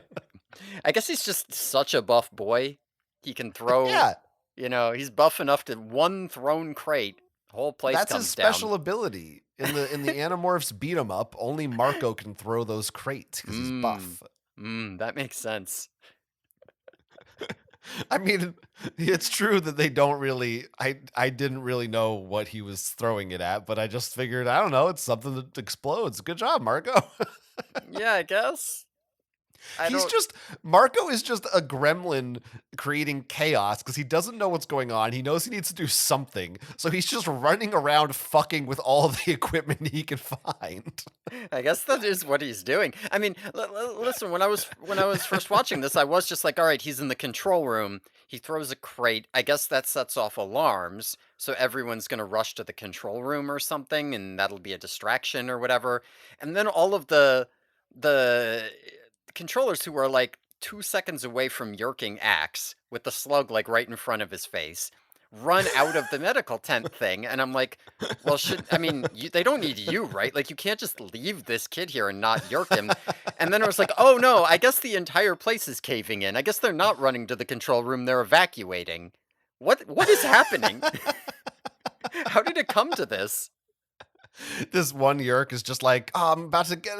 Damn it! Where are you going? Come on! Put me No, in his that's head. true. That's true. That yerk's a person. It's not just a random. That yerk's doesn't know what's going on. Yeah, they don't give a fuck about. They could have put him in their pocket or something. Um, yeah, I it's don't know. chaos. It's chaos. Now, okay, here is coming up right here. Hmm. Now that Axe is free Yeah. of chaperones. Right. To me now, I think this is the clincher of that. There was a break in filming here Hmm. because I'm pretty sure these morph effects that we see now for the first time in this episode are new and different than what we So saw in season one. they are. There are more morph effects on X later Mm, that look a little bit more like the mhm. classic, and this is supposed to be there's a gimmick here. So I do think this is supposed to be a different kind of morph. Like I don't think this is a new style for how they're doing morphs. Now that doesn't I necessarily think mean we don't have a season break. yeah, I think the later one is different too, but maybe Okay. we can separate them and talk about it Yeah, yeah, yeah. later. Yes. But right now what happens here, which is kind of fun, Hmm. is that he's demorphing to Andalite, but for some reason, I don't do we He really had get 30 a seconds reason? left. He's almost out of time, so he got stuck. Right, but like, oh, is that why? Yeah, so he's Yeah, you can I did oh not yeah, I was trying to figure it out, and then I was like, "Oh, right, they've been talking about the time frame. I've been paying attention to the time frame. Duh, that's the reason." But, like, I did not even realize it at first, even though I was actively paying attention to that. It is not clear. well, so you get to see his skin like turn blue, and it kind of looks like the old Converse shoes with the blue goo in the tip. 90s Mhm. kids know. Right. Um, and he's all shimmering, and his eyes are kind of glowing or growing. Well, both, I guess. Yeah, his But head's then he kinda doing, like, doesn't. weird bits where, like, his eye gets bigger and part of his head gets bigger. It's like this wobbly effect that is fun. And then he doesn't fully morph, so we get to see human Axe, except he's just blue. He's blue. Looking like Paul Giamatti in Big Fat Liar, and Little blue man it, group. it is kind of fun. I like seeing him blue. I think it's fun to Mhm. see. It would have been more fun if he also got to have like some stock eyes or something that were so he was more than just the blue human. But Mhm. the idea of seeing Paolo Costanzo, the actor, emoting while also still looking a little more alien, I like. And I feel like I wish there was a middle ground. I think like now I think you would have mocap so that like when he was an Andalite, it still maybe sort of looked like his face. Although I guess that doesn't make sense because his human form isn't supposed to look like him. I don't know. It's a whole mess. But I like the blending of it because I think it's a shame that you lose the actor when you get the Andalite. Mhm. And I don't know, it is sort of I don't know that it really makes sense, but it is kind of a unique idea that, oh, what if he's stuck halfway and now he's just blue? I mean, does it matter? Does it do anything? No, not really. But you know what? I liked it. I liked it while it was happening. It's fun to see him blue. I did think that was funny. I don't even know that he looks like he's halfway though, because he doesn't, as you said, he doesn't have like stalk eyes or anything. He's just blue. Um, Well, hey, that's half the battle. It's just or the like color. weird shaggy ears or whatever the fuck. Yeah, they Now, could have given him a tail, something. yeah, I don't here. it is kind of funny to me because, like, in the books, at this point, we have seen multiple times this, like, really grotesque existential like horror of being trapped permanently in not as an animal or a human but as this strange half human half animal freak, right? This monstrosity, and in the books it's always treated as this horrifying thing, and I just think it's very funny that in the show that their idea was, what if he was blue? That'd be funny, right? Like, I'm watching maybe part of the reason why it took me a second to realize what was happening is because 'cause I'm just so used to the idea of being stuck mid-morph as this horrifying thing, and here there's just none of that. Here it's just like, "Oh, look, X is blue now. What's going on with that? Oh, he can't finish for some reason? What is he near? Oh, wait, time limit? Ah, he's blue. Hee hee. Look at blue X." Yeah, it's not, I like it's an improvement, I think. I don't need it to be all I don't want it to be so gross and horrifying. Let's just have fun. What if he got stuck like that, permanently, and from now on he can't go on missions? He's just like the guy in the chair with the Andalite tech, but he's blue all the time now, I and you get to mean, see I'll blue X every ep. tell you what would happen is he'd get a side gig as a new member of the Blue Man Group. Mhm, mhm. He'd be, like, I don't have to put on makeup. I'm just blue, baby. I'm the best at Dappa this. D. That's Eiffel No, 65. I know, but you said I'm blue. Okay, I guess I did say, The Blue Man Group man, doesn't say I'm blue. when did that song come out? Was it out in 2000? Was that in It must 98, have been. 99? Must have been, right? It It's might have gotta been be like late it 90s. might have been like a year later. Ooh. Are you gonna Gotta look it up? Yeah, you gotta tell me. Oh, I thought you were looking it up. That's why I just asked if you were gonna. Oh, I will, I guess I'm gonna look it up. 1999.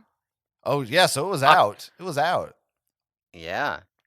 I mean, I guess it's possible. It was released in Okay. Or no, October here it says released October 98. Why did Google say 99? Fuck you, in Google. Why don't Italy. In Italy, it Oh, in was in Italy? yes, but it was the lead single of their album, which came out in '99. Okay. When it didn't become popular until the global release a year later. Okay. This is good info. This is what people are But it tuning in for. didn't. How is this? It didn't win a Grammy, or it wasn't. It was nominated for a Grammy in 2001. So what is that? How did it get a nomination 2 or 3 years after it came out? Doesn't matter. Anyway, it would have been funny if Axe said, "I'm blue," and Marco was like, "Dabba dee dabba die." That would have been funny. Would have been funnier than when I did it because Marco I would have mean, delivered it better. there's so many jokes Marco could have made about him being blue, but he's not even in this scene. Real missed listen, as much as you're saying you love Marco being the hero, and I do love that Marco's the hero here.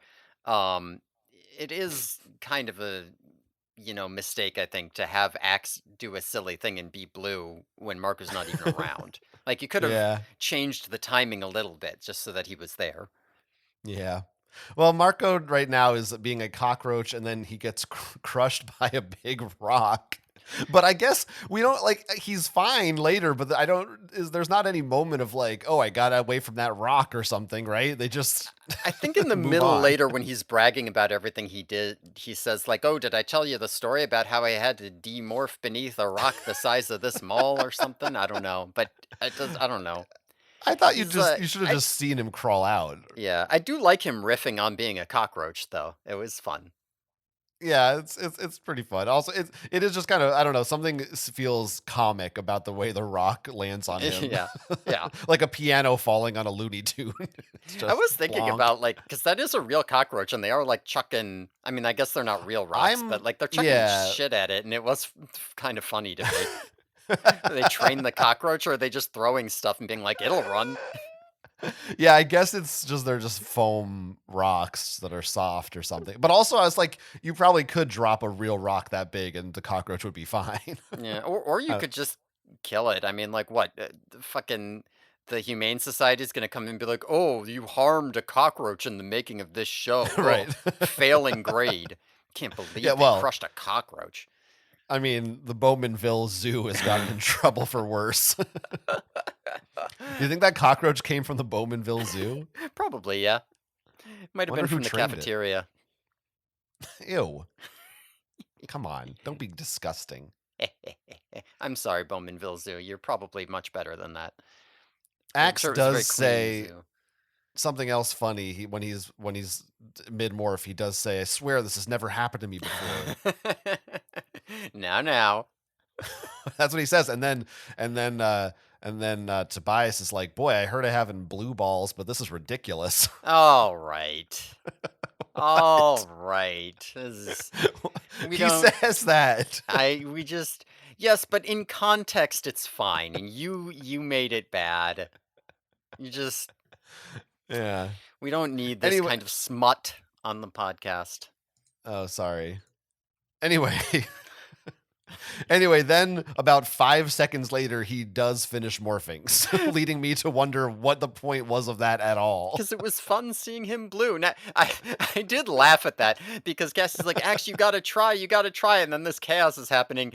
And then we just cut to the fuzzy Andalite thing standing behind Cassie. And he says, I'm not stuck anymore.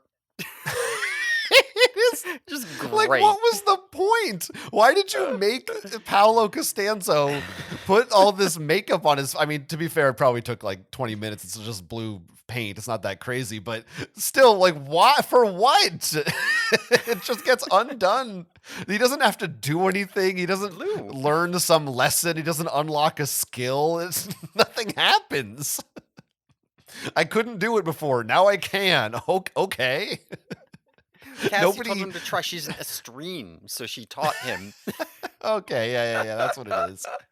But I do think this morphing looks more advanced than it did in season one. Mm-hmm. Now it kind of you kind of cut back because they don't show him turning fully into an Andalite. That is just a cut. Mm-hmm. But then you see him turning back to a human.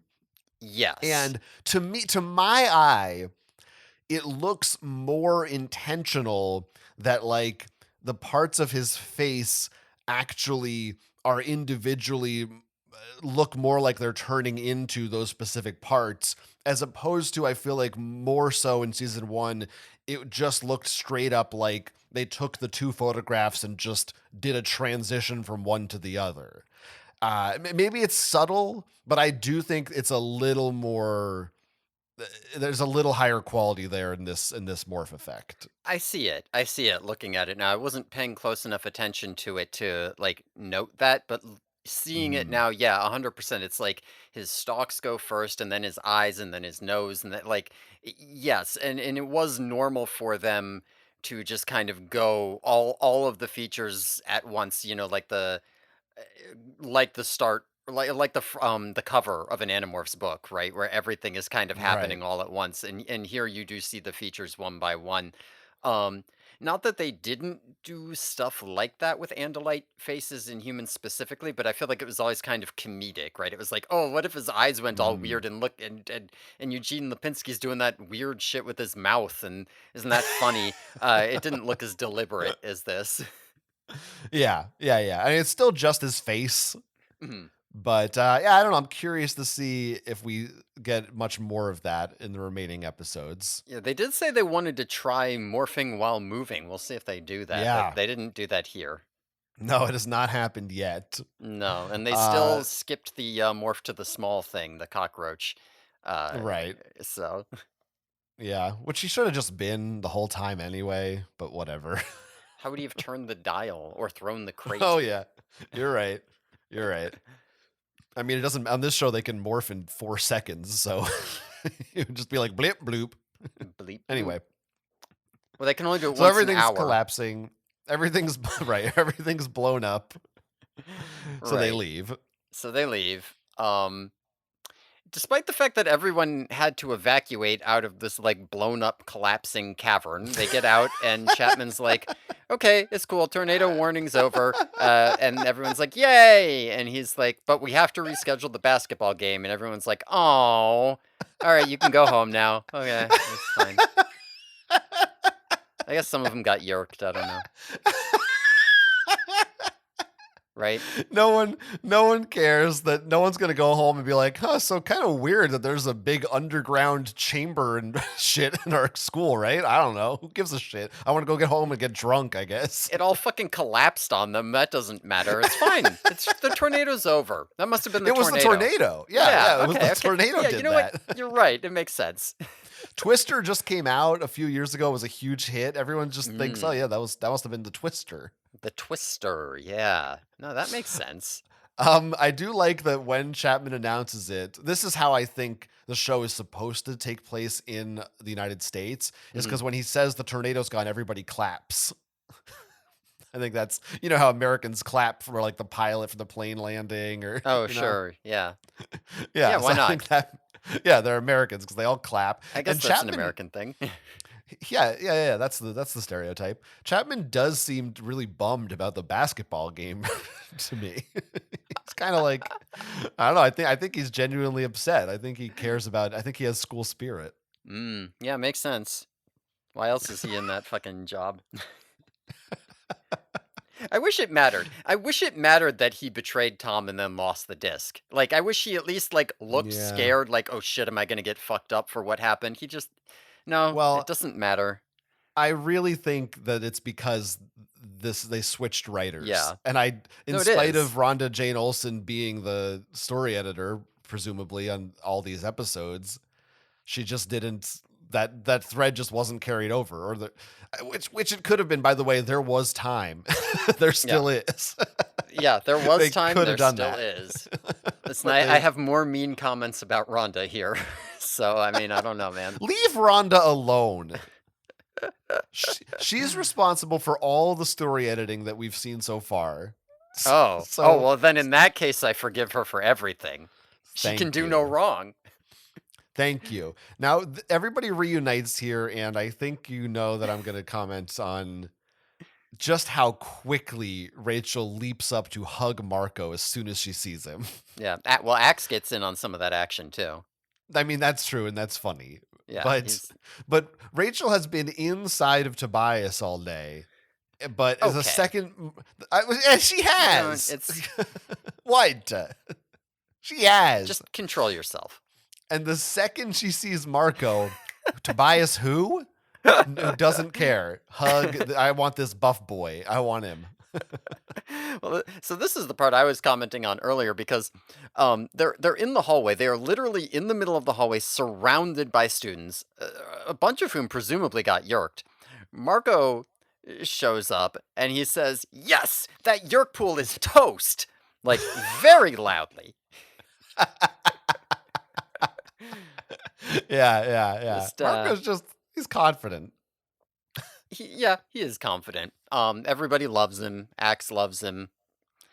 Uh, there's some Rachel. posters behind Marco here in some of We these do have to talk close-ups. about both of these posters. Yeah. Yeah. I mean, we can start with a person who does not read good books has no advantage over the person who can't read them. Right. A person, right? So if you right, they're saying, okay, yeah, it just took me a sec. A person who does not, a person like who, if you choose not to read good books, you're no better than some illiterate piece of shit. Right. Yeah, like there's no point in knowing how to read if you don't read, I Yeah, why guess. the fuck do you know how to read, idiot? Yeah. It is the word advantage there does feel a little like I mean I get it. They're in school and they want to be, you It's know, too big a word. Yeah, I should oh, have it's just too big said, a word. I mean, I was just saying like it does imply that the actual message like it's not just like oh, it's good to read for your own betterment. It does feel like it's saying exactly what you said. You're no better than some illiterate piece of shit. It's just an aggressive yeah, word. yeah. It is attributed to someone. I can't read what the name of who's actually said that quote. Yeah, I don't have good enough resolution or A eyeballs to see that. person who does not read good books. Hold on, I'm going to try to find it. Okay. Okay. This quote was said by Mark Twain. Oh, okay. There you go. Oh, it's from Tom Sawyer. This is from Mm. Tom Sawyer, maybe. Well, Mark Twain was kind of an asshole. Yeah, but come on. You're going to just go to bat for illiterate morons? No. Listen, I got you of all people should know I got no problem with being an asshole. I wouldn't say that.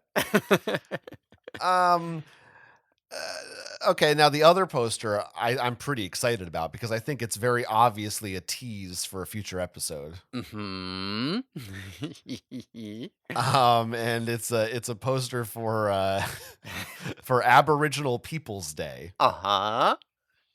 So obviously we're gonna probably see. I'm thinking this 3-part finale of the show is gonna be the unexpected. That would be unexpected. Yeah, that's the right book, right? Where she Yeah, goes to Australia. Yeah, right, yeah. yeah. I mean, it has to be. Why else would they have an Aboriginal Peoples Day poster?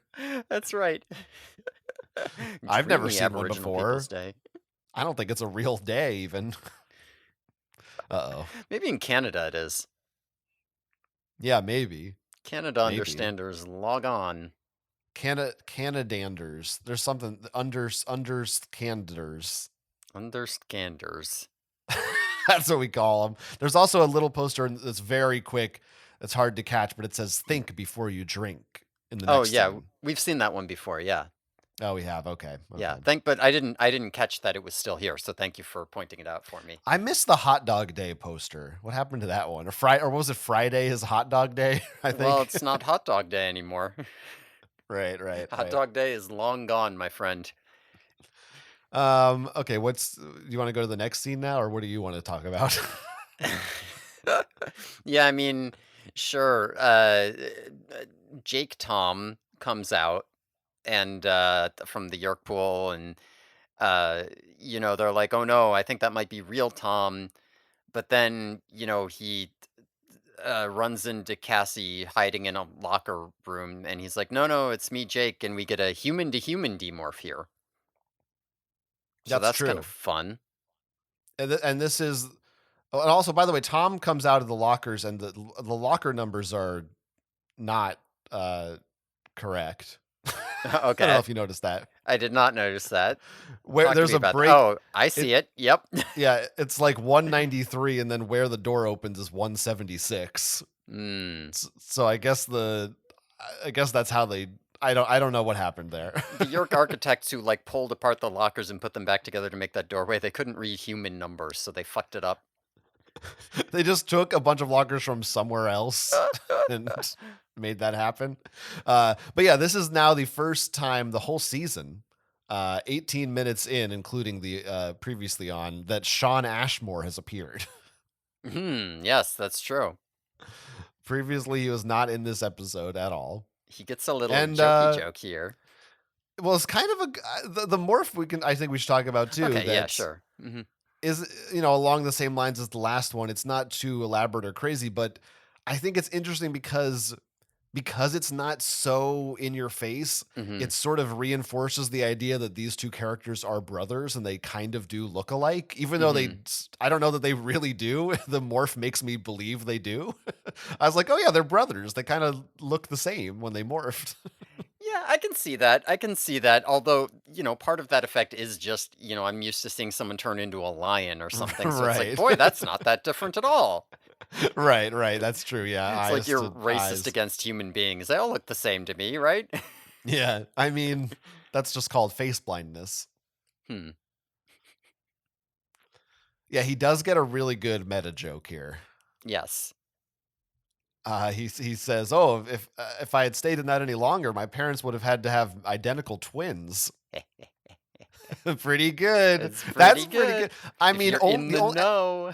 at that time, the only people who would have gotten that are the readers of Meet the Stars of Animorphs. That's true. Yeah, That nobody knows who the fuck no, Sean Ashmore is. They don't know.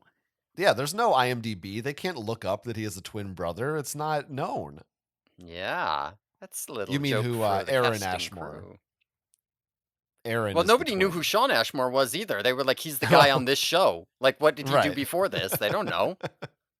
Yeah, well, commercials or something. Yeah. I don't know. All right. So basically now the episode is over, but there's still 6 So minutes left. yeah, so I mean, this is kind of the point where you kind of say like, okay, so you finish. Boy, you're at an hour and 40 or whatever in the podcast, and you finished the plot. They got out, they blew up the York pool, right?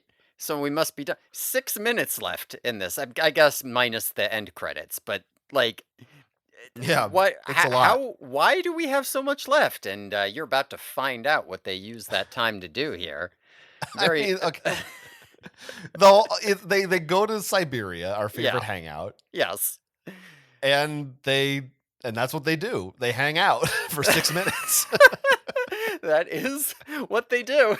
They go to Siberia and they hang out for 6 minutes straight. Now, okay. On the one hand, it, I sort of understand. Look, they had a 3-parter, so I guess it was too much content for 2 episodes, but not quite enough for 3. So there's some filler in there.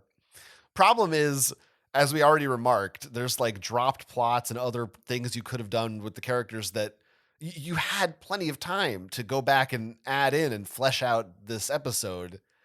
And why did they not do that? And instead, they're like, I guess we got to make them hang out for 5 minutes. They just couldn't be bothered to write anymore. They have a 3-minute intro, and then they also have a 5-minute epilogue that's just basically nothing. Now, that being said, Mhm. I'm prone to complain about this show and even the book sometimes about them not having these types of moments. That maybe you could argue one of the flaws of this series is that there is too much time spent on plot, and then it's over, and not enough time spent on actually developing these characters and making you like them by just seeing them talking to each other. Mhm. So it's too long and it's a little awkward, but it's like, I don't know, it's not. I can't complain too much that it's here. I don't think. So I almost agree. But I can't quite get there. So cuz here's the problem, like this is all the sort of thing that should be happening. Um and I don't even mind that it's like super extended, but this is just the wrong place for it to be. Just entirely wrong, right? Like you should have these sorts of scenes, like this much scene throughout like the three-parter or something broken up into little pieces, or like a long extended scene toward the beginning or middle of like a less big action heavy episode, because jamming it all at the end here, like I'm just like, okay, we got through the action, it's all over, now it's time to wrap up. And I'm just sitting here like, it's time to wrap up. Time to wrap up. This isn't a wrap up. Is this going anywhere? What is this? And now I'm just like getting antsy. I'm getting like I'm getting upset. I was ready. I thought we finished. What are we doing? What is this? It's not even that it shouldn't exist. It's just like this is a like you kind of promised me that we were about to be done, and now I don't know what's like. Am I just going to be sitting here watching this forever? Um, Hmm. and I don't know. It just it Yeah, was that's just a not the concern. right place Might for go on this. forever. It might go on forever. There is a point here, like after like 4 or 5 minutes of this where it does this fade out, and I'm like, and then it's over, and then it fades back in, and they're still in Siberia. Well, look, here's what else, and this is contradicting. Once again, I'm going back and forth on my beliefs of how these episodes were constructed. Hmm. But this to me makes this really feel like this was originally meant to be a season finale and not a season opener. Hmm. Because I think maybe this would make more sense to you and go down easier as a, we're wrapping up our entire season. We want to have like a 5-minute cool down chill session with these characters. And I also think it would work better for you if you watched all 3 parts in succession instead of having a break, because then it's more like, wow, we just had so much action consecutively. And now here is our like, our reward for that is like, this is the final few minutes, like as if it were a movie. You would Hmm. have that sort of wrapping up all your loose ends. Now, there's not really loose ends to wrap up. Like they just kind of It's just kind of a bunch of bullshit, which we'll talk about that specifically what the bullshit is. But in terms of like the tone and the pacing of it, I think it kind of makes sense from that Mhm. perspective. Yeah, I mean, that's not wrong, that it would not feel so long if I had watched all 3 episodes in a row. If you think of these as one episode instead of the that it's like 25% of this episode. Yeah. Yeah, then it's not quite so bad. Because it isn't really wrapping up anything or setting up anything, 'cause we had a similar kind of scene, at the end of the first pseudo three-parter, right? The 3rd episode that kinda ran out of the first two-parter.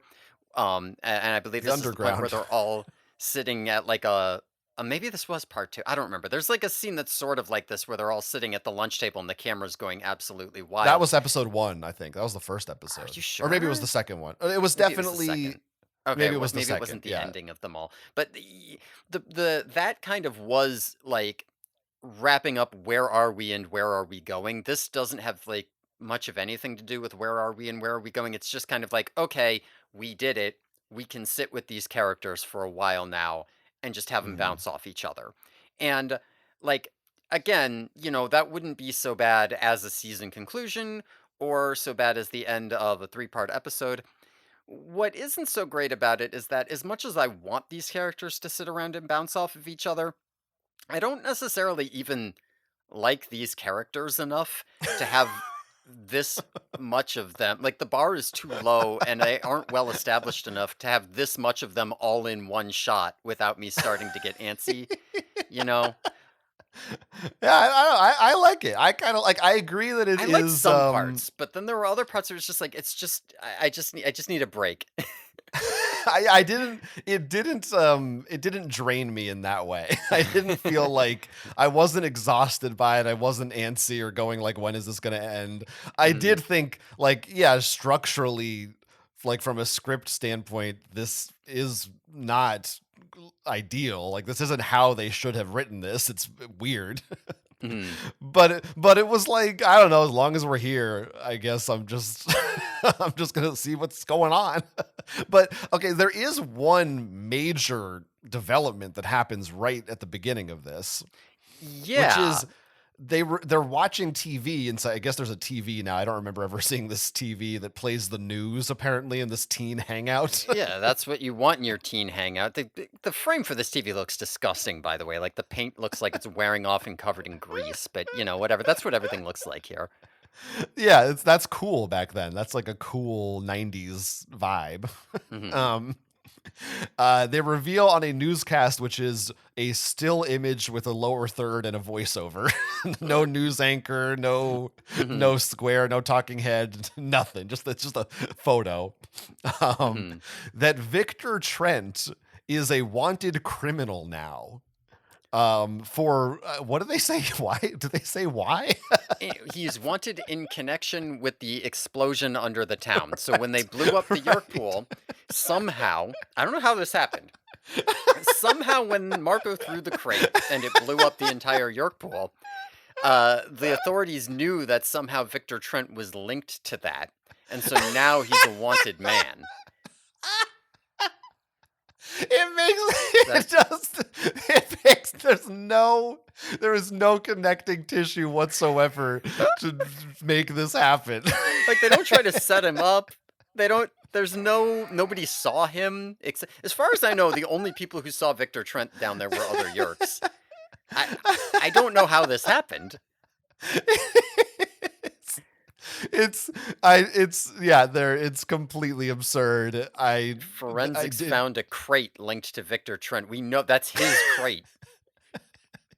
his car was how do they even how far did this explosion go? I like are they questioning Chapman too? Like what are they worried about the school, or was it localized someplace else somehow?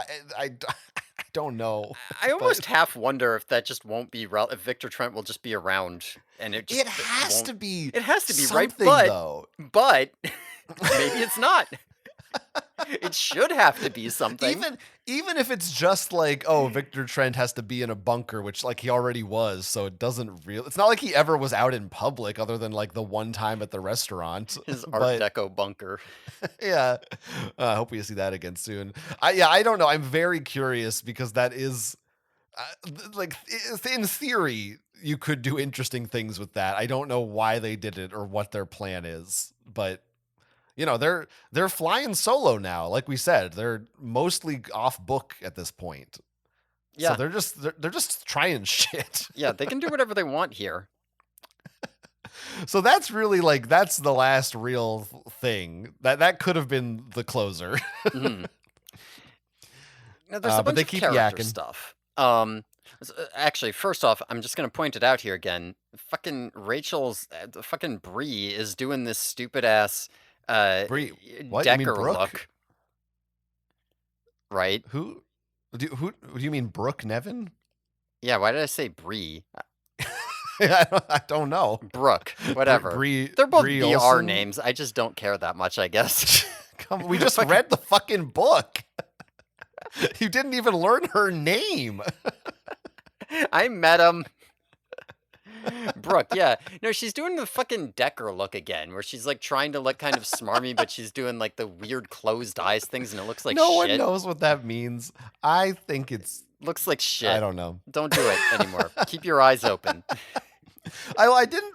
It was sort of. It feels like everyone leaves because Cassie and Rachel want to have girl talk together. I mean, honestly, the way that it's done, it feels like they want to fucking kiss, right? Like, Yeah, right.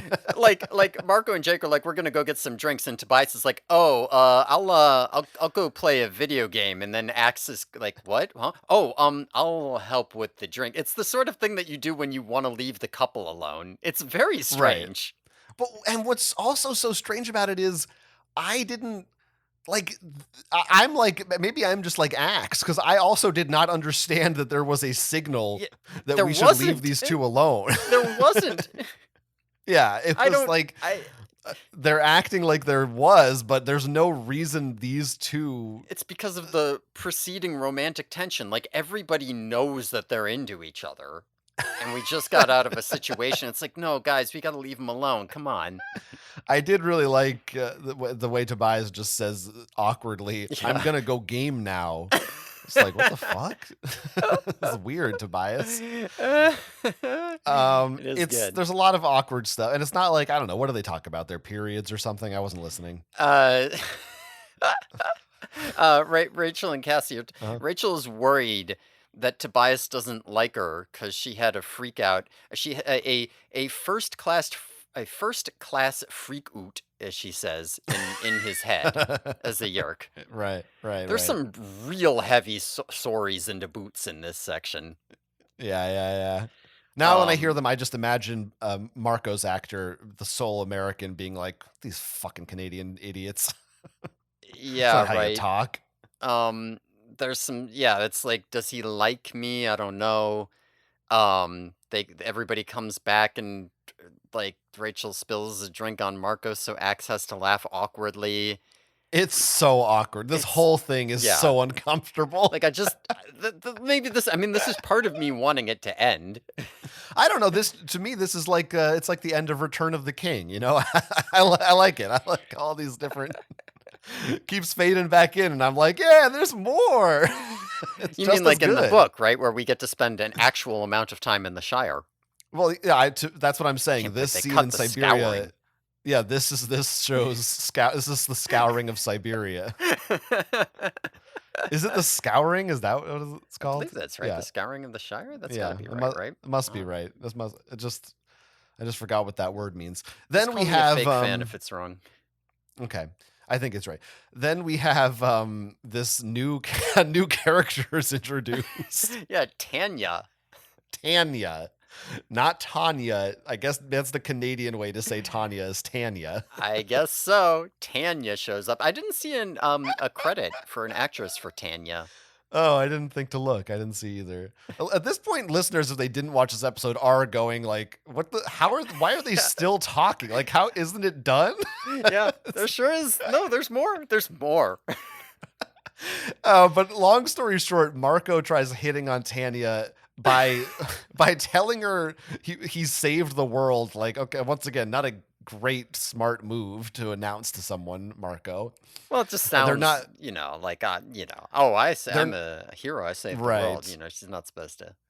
They're not doing their thing like in the books where they would be like, we need to follow her for 3 days to make sure she's clean. Right. They decide. Well, what ends up happening is she really likes Axe. Yeah. Well, that And comes up now, a little later, but I yes. mean, sure, but can't we just cover all of Tanya in one go? Well, the problem is that she gets in with Axe after the fade out. Like, we're not even at the part where it fades out and it looks like it's over, and it's like, oh no, Well, Tanya's back. She's back. I assume that was a commercial, another commercial break on TV. I guess. Why is there a commercial break in the middle of this? Well, normally there's only one, at least from what I can tell of the season 1 episodes. Right.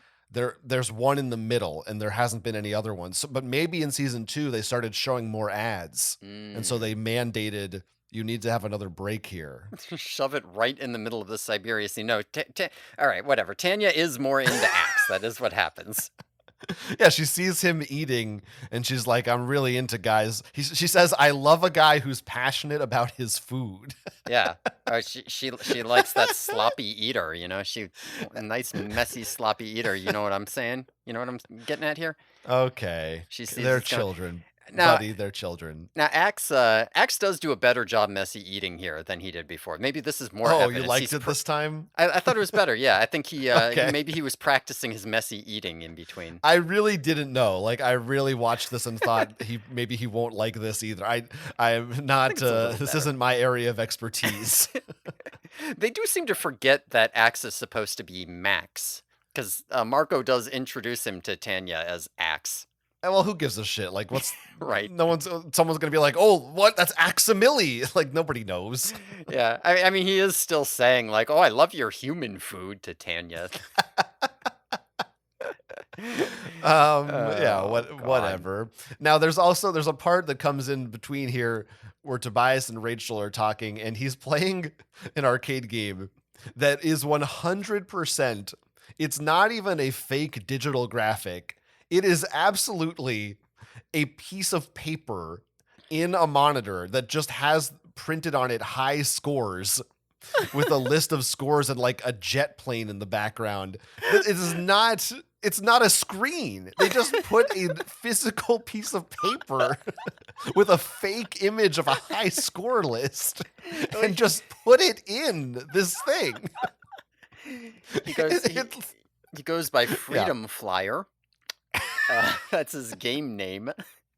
Yeah. Well, I guess he's happy. This is the first time he's been able to play video games in Yeah. 6 months or something. He's better at it now because he spent all his time flying, you see. Oh, you know what? I didn't pick up on that. That's That's pretty fun. probably intentional. Maybe it's not. I probably, I don't know. probably. I don't know. Do Do I they want to talk give about them that? anything interesting here or no? They have a big, long, do you like me conversation Yeah. with Rachel and Tobias. Tobias is really pulling out the Keanu faces, I think, during this. Like, he's got a lot of Yeah. Keanu expressions. Mhm. He's got that He sure 90s does. pretty boy charm. That's when right after that is when there's the cut. Yeah, and then there's the cut, and then, The yeah, fade out, I should say. fade out, cut back to Tanya. Um, and then after, and now it's over. No, it's not over, because then Marco goes back to the table where everybody else is sitting. And we actually can like wrap it up a little bit here. I'm Um, just noticing, sorry, this is yeah, important. When Tanya comes over to their table the first time here yeah. post break. Hold on, I'm trying to get back. Her t-shirt says cyberspace. It does not say Siberia, it just says cyberspace. I don't think Tanya So works here. I think she's just here. there's no way no, she's Or the no. Oh, waitress. no, no, no. This is another girl. Tanya's not that. Yeah, that's the waitress you're looking at. Yeah, Okay. that's not Tanya. Wait, Tanya doesn't also work here though? For some reason I thought she was like working at the drink counter. She's just some random Uh, girl. Well, if she does work here, she's Oh, not wearing the you're same right. thing that this chick is. Yeah, maybe she is working here. Yeah, I don't actually know that she's not working here, to be You're right. honest with No, I you. think you're right. She's just wearing like a button-down shirt that I sort of just thought looked like more professional. Hmm. And she was like standing next to the bar. But no, you're right. I guess she's just a customer. All right, Yeah, I'm also, looking she does at this. look like this other waitress. They look really similar. They do. And I'm looking at this other waitress. Her pants look fucking weird. They look like some kind of sci-fi uniform pants. Like these are not pants. They didn't say like just wear whatever clothes you have, look casual. It's fine. Like, look. Are you looking at this shit? It's like red on the outside of the pant. Like not. You know what I mean? Like the outer. I can't even describe. Like the outer side, the sides of her legs are like red, and then the inside is like blue. It looks like some weird, shitty sci-fi crap. Like this is not. That's a uniform, right? But then the T-shirt can't be a uniform unless cyberspace is like their motto, or I think no, they just forgot the name of the restaurant. They're like, mm, "What's it called? Cyber something? Just get this is the shirt we have. the Just who boss gives a fucked shit?" up when he, or I don't know. Yeah. It might not be a he. Printed out all the shirts. Well, a woman wouldn't have fucked up. Oh, right. Yes, of course. Yes, you're right. No, they're just like it's what's a shirt that looks cyber cafe-ish. This one Yeah, we had it backstage. Great. They don't care. makes sense. Makes sense. um, then they're like, "Oh, we want to play some music Yeah. and let's put some Eden White on the jukebox." So And first of all, that hmm, sucks. what Fucking, sucks? I know what's wrong. There's no music playing. Let's go pick out some tunes. Jake leans over to Marco. Since when do you let them choose the music? I I fucking hate this. I don't like how any of that is written. It sounds bad. Fuck off. We don't even get the Wow, music, by the the way. They go vitriol. over here. They're like, "Let's put on some tunes," and I'm like, Are we just gonna like end with a fucking like is this fucking the Gungan parade scene to close out the episode? We're gonna be all excited. No, we don't even get any That's what you Eden go White. with, not Yub Nub or you know. The show doesn't Um, deserve Yub Nub. I think there is some. I do think some music comes in the background. I'm pretty sure, like not anything, not like a real song, but I do think there's some tune Yeah, but that it's starts to not. That's play. not how it's. Whatever. It sucks. I don't like it. I'm not Well, happy about it. I don't think it sucks the way that you do, but I am wondering, like, what kind of a establishment is this that they don't just have music playing? It's the responsibility of the teens to go play music on the It's a jukebox. jukebox. Don't you I remember back guess. before we were born when there were jukeboxes in establishments? Because the writers of Yeah. this do. Yeah. I did have a diner. It's still there, actually, growing up near me, where I still live close to. That every booth had a little. You've been to a Mhm. diner like that, I'm Yeah, sure. That yeah. has a I little have been to them. jukebox, and Yeah. they don't have them anymore, though. I always loved that. That was fun. Put a quarter in, you get to pick a song. You get to flip through the thing with all the pages. Johnny Rockets, they do that still. Yeah, yeah, yeah. Are they even I like? don't know what I'm They talking must still about. be around, right? Yeah, Johnny Rockets still exists. Yeah. Okay. Sure. You don't have one in your I special don't. perfect mall? I sure don't. Anyway, the episode's over. Yeah. Yeah. But well, how do you feel about? Do you like Tobias's like kawaii little pose at the table? I like him. See him sitting Sure. there? He's got like his face in his hand. He looks very demure. I'm just Sure. excited to see Tobias as a boy. Okay. It's very exciting. Now, there's one last development to discuss here that I bet you didn't pick up on. Oh yeah. I don't know what it is other than the Buff Boys being back together again. No, because it takes place during the credits. Oh, interesting. Yeah, I probably missed it here. Yes, well, as you no doubt recall, Hmm. up to this point, the clothing on Animorphs has been provided by Gap. Right. That is no longer the case. Holy shit. According to the credits of this episode, they say special thanks for clothing by Zootopia. What? Z as like Utopia with a Z. So not like the Zootopia. movie. No, not any relation to the animated film. All right. Well, that's good Zootopia. because listen, they do morph No, animals. come There on. could have been rabbits. I might No, have let's gotten a little bit out of just control. please, As long as please it's not contain that yourself. it's yeah, okay. Zootopia with a U was a clothing chain aimed at basically at teen girls. It was basically like a limited two kind of a place Hmm. that all their stores closed down in 2004. There were 31 of them from what I could find. So it wasn't like a massive chain. I don't know how many states they were in, Any? but Maybe it was all Canada. maybe, yeah, maybe. 31 is not a lot of locations. No. Well, I mean, it's a lot for but it's not a lot compared to like Gap or Right, something, of yeah. course. No, it's small enough that, like, I guess I don't know if you'd call it sponsoring this show, but, like, providing for, like, a TV show that Mhm. people are watching. It Uh, depends where they are. Like if 20 of them are in California, mhm. then it's like, oh, it's like a lot of people would know about it versus if it's Right. like there's two in Oklahoma and one in North Carolina, There's like where 30 in nobody gives a Toronto, shit. which nobody cares about. I'm Not a reading, I real can't city. tell. They're owned by a company called Wet Seal. Okay. I'm not seeing, I can't find like where they were actually located. But what I'm confused about is it does seem that they're really primarily focused on teen girls. So I don't know if I'm not even sure if they had boys clothing, but they must have if they're providing all the clothes on the show. Don't know. That's a mystery. It's a little mystery for us. I wonder what they thought their target demographic was for this show. Like, do you think that they were specifically like trying to go for teen girls? Because they were like, it's got some female characters, which doesn't always happen, and the boys Hmm. are all cute or something. I Or do you think think that they I just didn't know when they were going for gender neutral? I think gender neutral because I mean you have like animals and action and the main Hmm. characters are boys, but I think the Animorphs books probably had a fairly significant female fan base, and they probably were conscious of that. Okay. Yeah, because And I think yeah. Hmm. just in general, I think that I think they were trying to have a vibe, like I've said, of like a Dawson's Creek or a Buffy. I think they just wanted to have like the cool teen show that girls Hmm. would like. Yeah, like, cause when I watch it, it doesn't feel very, like, targeted at any particular gender, but I do feel like, especially in the 90s, and especially for children's shows, producers did usually have some idea of, like, this one's for boys or whatever. Mhm. Maybe we were starting to get over that by then, but I don't know. So I didn't know if you had any vibes there, and I didn't know if maybe the change from The Gap to Zootopia signified anything. I guess Maybe. not. Maybe they were just the cheapest option. We'll keep an eye out. Yeah, that could be. Um, We can't The Gap was like, "Fuck this, I'm out." There you go, more evidence of a season break.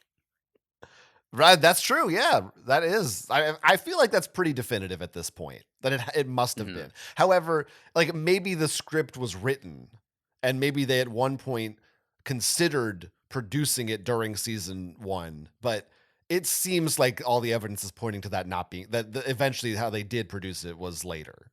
mhm. To me, there's too much in that side. Okay, good. So Anyway, we can go we don't have to have a hot take here and be like, "This was actually season 1." No, no, it's season 2. Everyone knows. yeah. I actually did it. I think part two was it part two? No, I guess part one was the best part of this three parter. Maybe I don't remember, but I didn't hate this episode. I thought it was fine. I thought it was okay. I thought there was it flowed mostly, and at the end was I mean it was dumb, but it didn't make me angry like it made you angry. I just thought it Yeah, was I don't know if goofy. angry, You were pretty is mad. actually correct. Like, I You come sounded off as mad. yeah, sure, on the podcast, I sounded You were mad. pissed. I think No, antsy is you were probably pissed. in the moment, I was No, just like, you were "What's angry. happening?"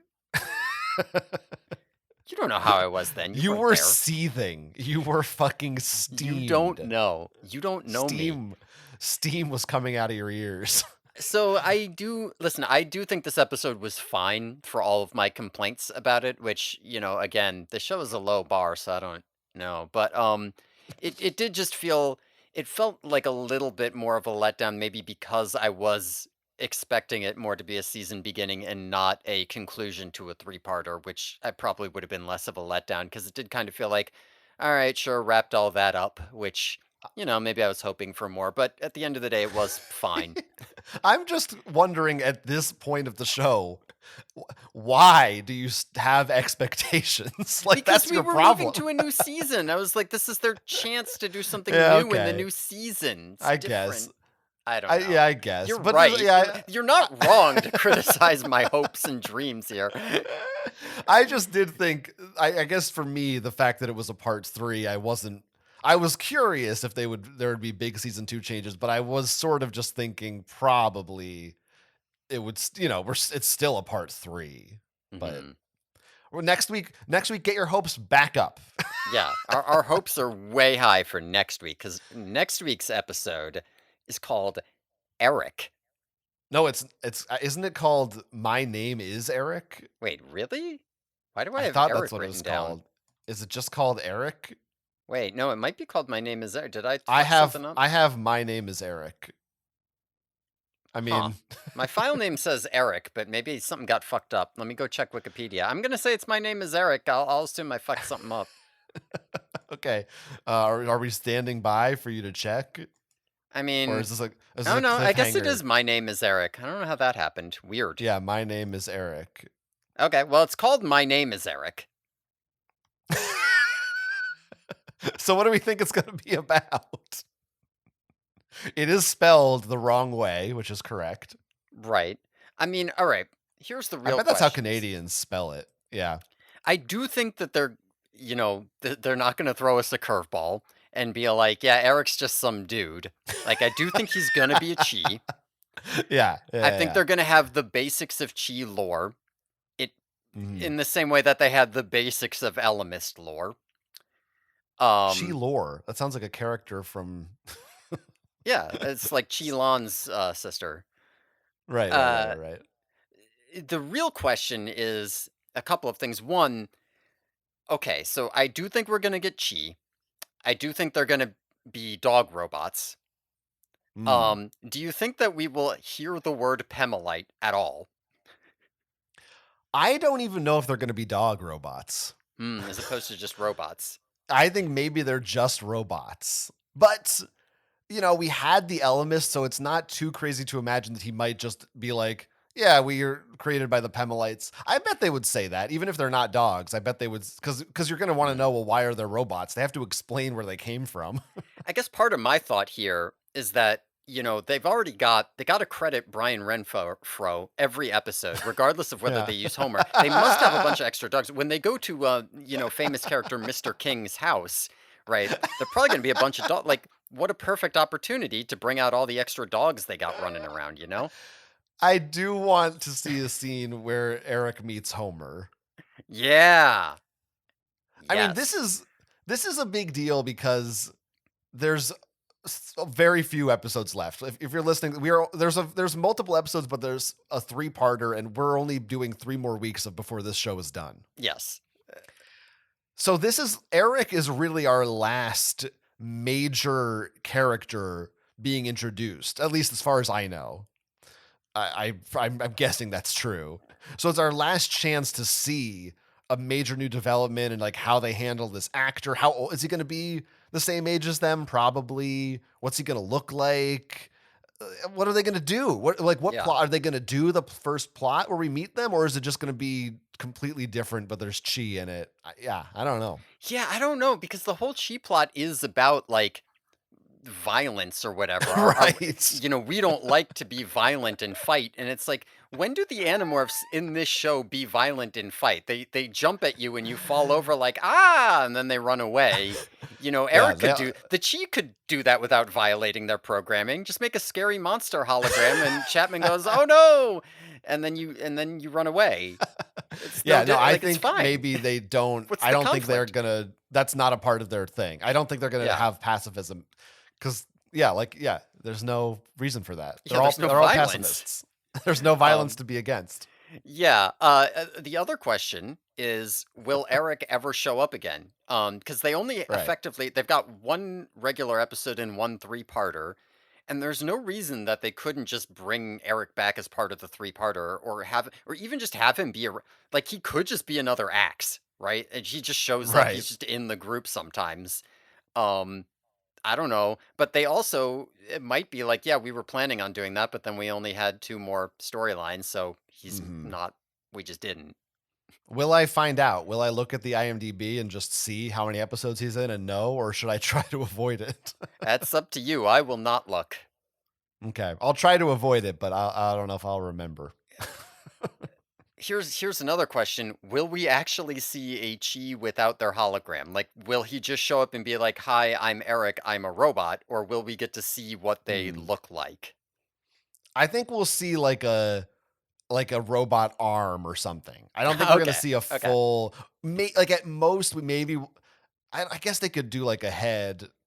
Yeah, I was kind of imagining like a shitty Hork-Bajir thing. God, do you Yeah, think a foot how's that sounds for? right or a hand or something.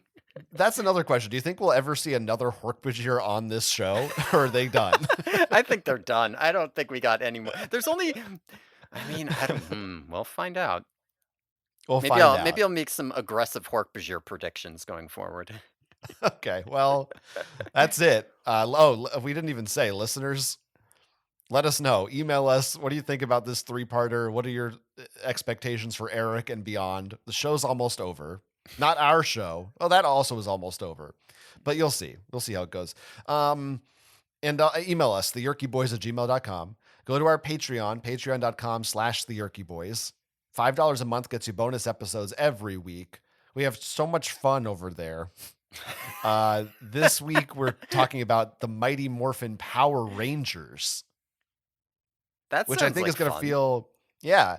I mean, these kids hanging out in Siberia feels very like a straight out of a Power Rangers hanging out at wherever the place Right. was where they hang out. Right, right. Yeah. No, you're right.